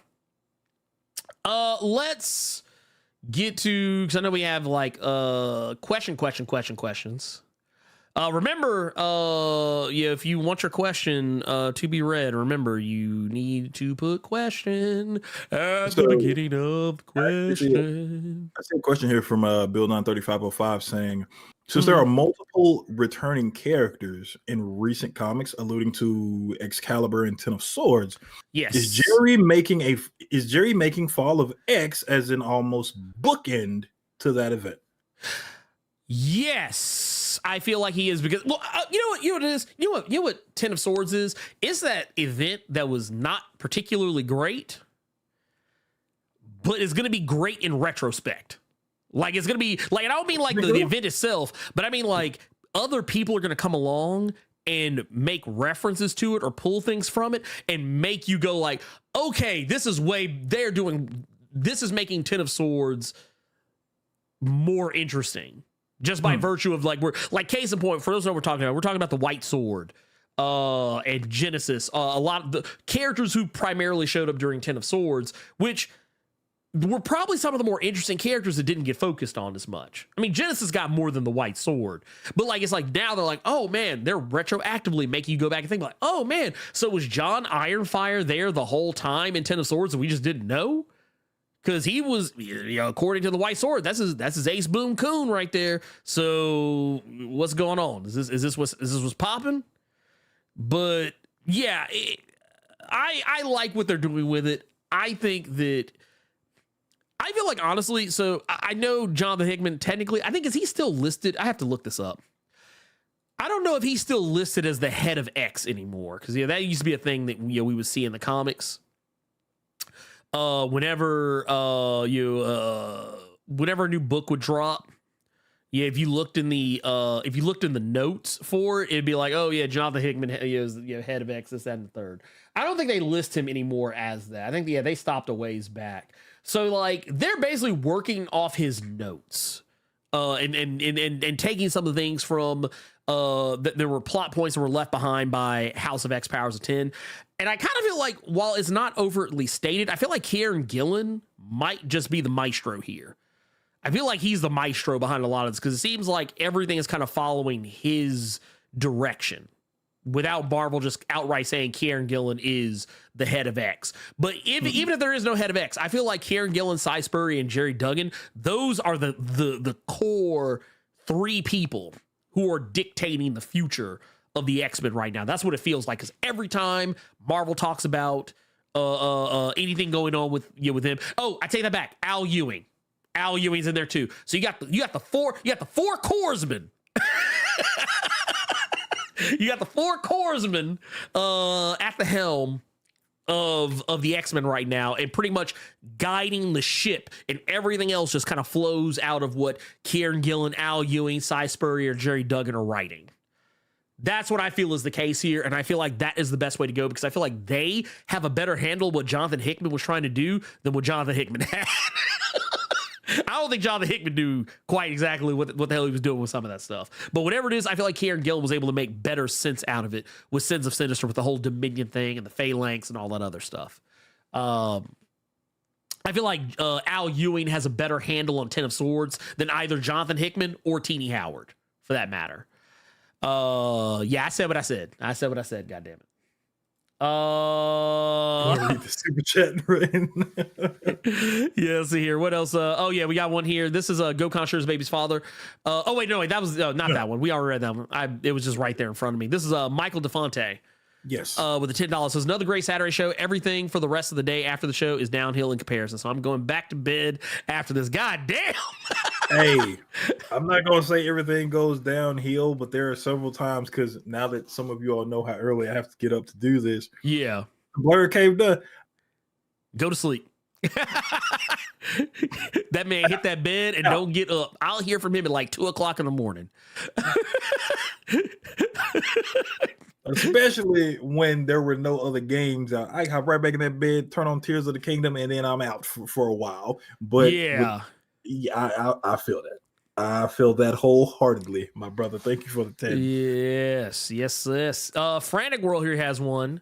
Says, a question at this point, do you think that Warner Brothers Discovery and DC Studios will replace Ezra Miller or keep him?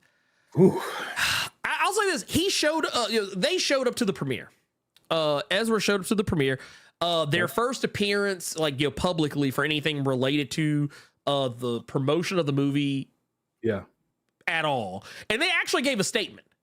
Basically saying that they wanted to thank Warner Brothers Discovery for the grace that they gave them during all their stuff. And I think that was about roughly all they said. But I don't know. I kind of feel like they are. I don't know if they're gonna keep them. They might keep them. With the way everything kind of got laid out at the end, and how James Gunn did say that this movie sets up the DCU. So maybe. I wouldn't mind saying how a Wally West would go. I'm gonna say that. Yeah, I would. If you know what? Thank you, Carter. That is a better way to say it. If we're gonna have another Flash going forward, can we just have Wally West instead, please? Please and thank you. What else we got here? We got one here. This is from LL Melvis. Says, what is your favorite underrated story in comics? Ooh, underrated, you say? Underrated? Ooh, man.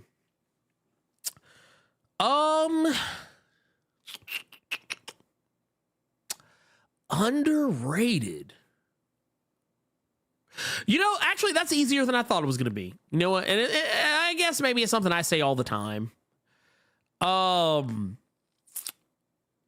I always tell people that, you know, going back to Carter's hot take on Superman in the New 52, the New 52, while we do often bring up things like Swamp Thing, Animal Man, Batman, and, you know, Carter brings up Superman in New 52. I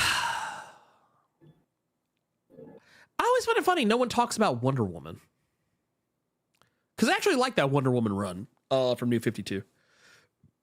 I thought it was actually a pretty damn good run for the most part. Was that Brian Azzarello? No. Or was he before, a little bit before, and then it went into her? I think it was that when she was wearing pants? Yeah. Oh, wait. You talking about are you talking about like when she had the pants with the jacket? Is that what you're talking about? Yeah.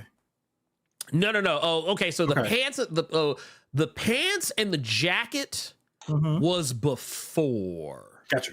Okay. That was before. This is when. Or no, wait. That was Brian Azzarello. Brian Azzarello was on there then. Yeah. Okay. I don't know why I was thinking about Greg Rucka for some reason. But yeah, either way, doesn't matter. Yeah, but I like that Wonder Woman run. I thought it was pretty good. It wasn't like the greatest thing ever, just a sliced bread or whatever, but I mean, I thought it was fun. Yeah. I wasn't mad. I was never like, oh my God, fire him. Yeah, I never said that. We got one here from Jerome. Says, question, was there anything about the recent Spider-Verse movie that you felt was missing or that the movie could have done better? Ooh. That's a tough one because personally, I thought the movie was borderline perfect. Borderline, not perfect, but just borderline. Yeah, if there was one thing I probably would have done a little different, I probably would have focused a little bit more on the Spot. I felt like the Spot just kind of disappeared. Like, it's easy to forget that all the stuff that's happening around Miles is because of the Spot. I would have maybe given the Spot a little bit more screen time. I also would have liked to have seen more of Spider-Man Noir, Spider-Ham, and like the previous characters. Like, we get Penny for a little bit, like for 2 seconds. And then like Spider-Man Noir and Spider-Ham are largely absent from the movie. No speaking lines, at least. I would have also liked to seen, here you go. Here's one way you could have fixed it. No Spider-Man. What's up with that? What's up with that? I was promised Spider-Man. And he's just in the background. I want more. I want to see Spider-Man and more of him. Thank you very much. God damn it. We also got one here. This is Gabriel the Dark Knight with a 1999 super chat. Says just dropping this super chat to show support. I'll catch the full show tomorrow. We appreciate you, pimp. Thank you for that. Man, just always out here. Love to see it. Love to see it. Let's see here. Tell you what. I'm going back and looking because by my count, that was 4 questions from the chat, not including. Oh, I found one that I skipped. There you go. Okay. Save the day.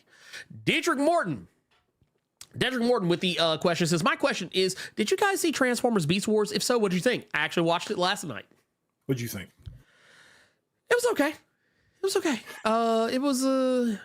See, once again, I don't have the same nostalgia for Beast Machines. Like the way in Beast Wars, like everyone else does. I don't. Okay. I don't. Just real quick.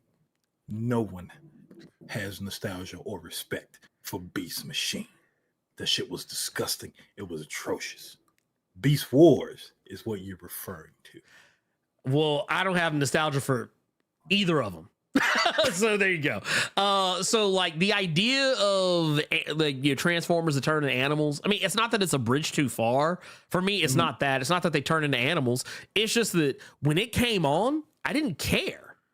I wasn't watching back then. It's the same reason I don't have nostalgia for Batman Beyond or the Static Shock animated series when they were coming on. I wasn't really as into that as I was then. Like I was, and not to make it sound like, oh, I thought it was for kids. It's just that I was a unruly teenager who wanted to go out and, weed all the smoke and, alcohol all the drink. And women all the bang.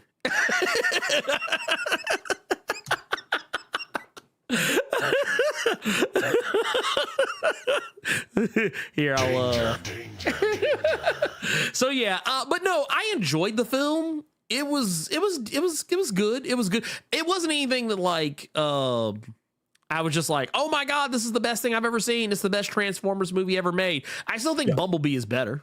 I think Bumblebee is an objectively better movie. It's more focused. I also kind of feel like I was starting to feel the runtime on the movie too. I was starting to feel the runtime on it. And I think it's like, I think it's only like a little over 2 hours, but I felt like it was just doing way too much. Scourge was kind of a one-note villain. I didn't really like Scourge. And the movie waits a really long time to, I mean, technically shows up at the beginning of the movie, but I felt like it took a really long time to get most of the Maximals. You see the Predacons pretty early.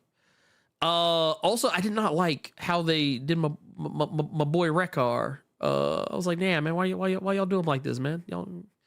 I was like, or no, wait, it was real Wheeljack. That's who it was, Wheeljack. I thought Wheeljack was a little weird looking. And Pete Davidson as Mirage was not as annoying as I thought he was going to be. Oh, wait, you're muted. I will absolutely agree with that. Yeah. Yeah, he was actually not as annoying as I assumed he was going to be. Who was it that played RC? Was it Aquafina? Because it sounded like Aquafina at times, and other times it sounded like somebody else. I could be wrong in that. Here, I'm pulling it. Let's see. Rise of the Beast, IMDb. Let's see. Who plays RC in this movie? Liza Koshy. Okay. Oh, okay. Never mind. There was some. Okay, you know what?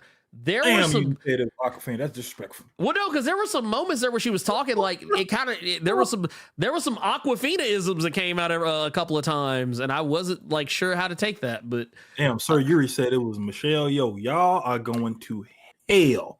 No, Michelle. So for the record, Michelle Yeoh did not play RC at all. Michelle Yeoh was Airraiser.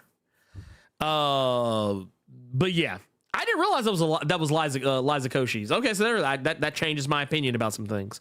Not really, actually doesn't. But yeah, it was fine. It was fine.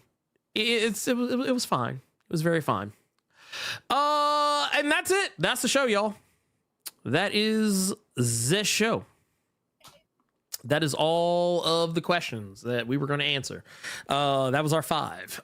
So that's it. Carter, do you have anything you want to announce? Going to the barbershop so I don't look like some scruffy degenerate. Oh, well, I mean, that's, the Star Wars nerd in me wanted to say scruffy looking Nerf herder, but yeah. Oh, one thing I will say, because somebody kept bringing it up in the chat, even though they might be gone. Did you want to take the one? Because people keep asking what's on your shirt. Oh, gotcha. So for those that don't know, this is here, I'm gonna move this. So this is Wonder Woman knocking the fuck out of Donald Trump. I was not expecting that. So yeah, that's what that is. It's yeah, you can see a little bit better. There you go. 45 catching them paws. 45 catching them paws. But yeah, I don't really have anything to announce other than Black Panther video should be coming out tomorrow. I might try and put it up today. We'll see how that goes. I meant to have it out earlier this week, but as Carter probably has already mentioned, and I have already mentioned, I have been deep off in the in Diablo 4. Well, I thought you were finna say something else. I was finna tell you to stop lying immediately. You finna be on Diablo all day. Ooh, yeah. Oh no. Where can you get that shirt? Here.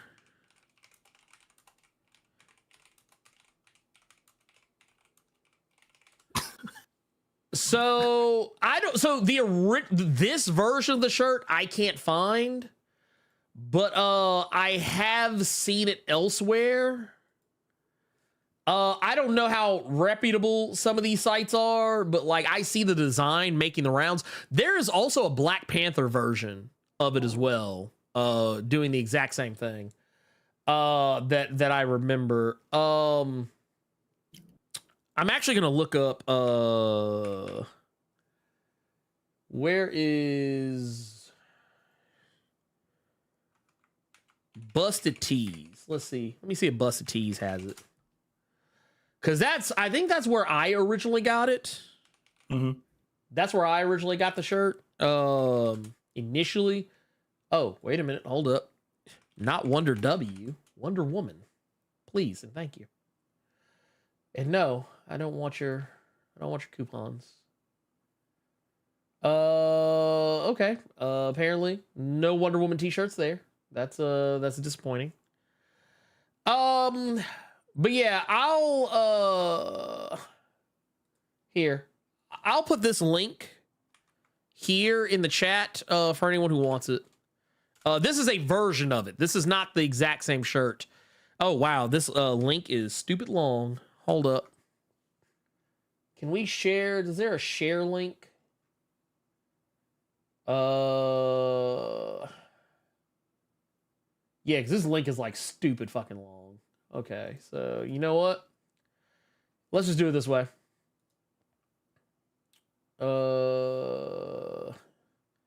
Actually, this one's kind of long too. Let's see if it'll let me do it. Okay, just barely. There you go. Booyah! There you go. Anyway, Yeah. Life is good, but it can be better. That's what I wish the shirt actually said underneath. Like, I wish this shirt didn't come out before Wonder Woman 84. Because I got the shirt like a year. I think I got the shirt like right when Trump got in office. That's how long ago I got it. That was almost 2 presidents ago. A president and a half ago. But yeah, that said, yeah, that's everything that I want to leave y'all with. But yeah, we'll see what happens here. We'll be back next week, likely doing the same bullshit that we always do. And I don't know, Carter, you said you might do something in between then and there. I know you've been kind of streaming off and on here and there over on your channel. Yeah. Ed Carter Presents. I don't know for sure. I might honestly, if I don't get up to drive just because I don't want to deal with LA traffic, I might just hop on Diablo 4 with your ass. I might stream that.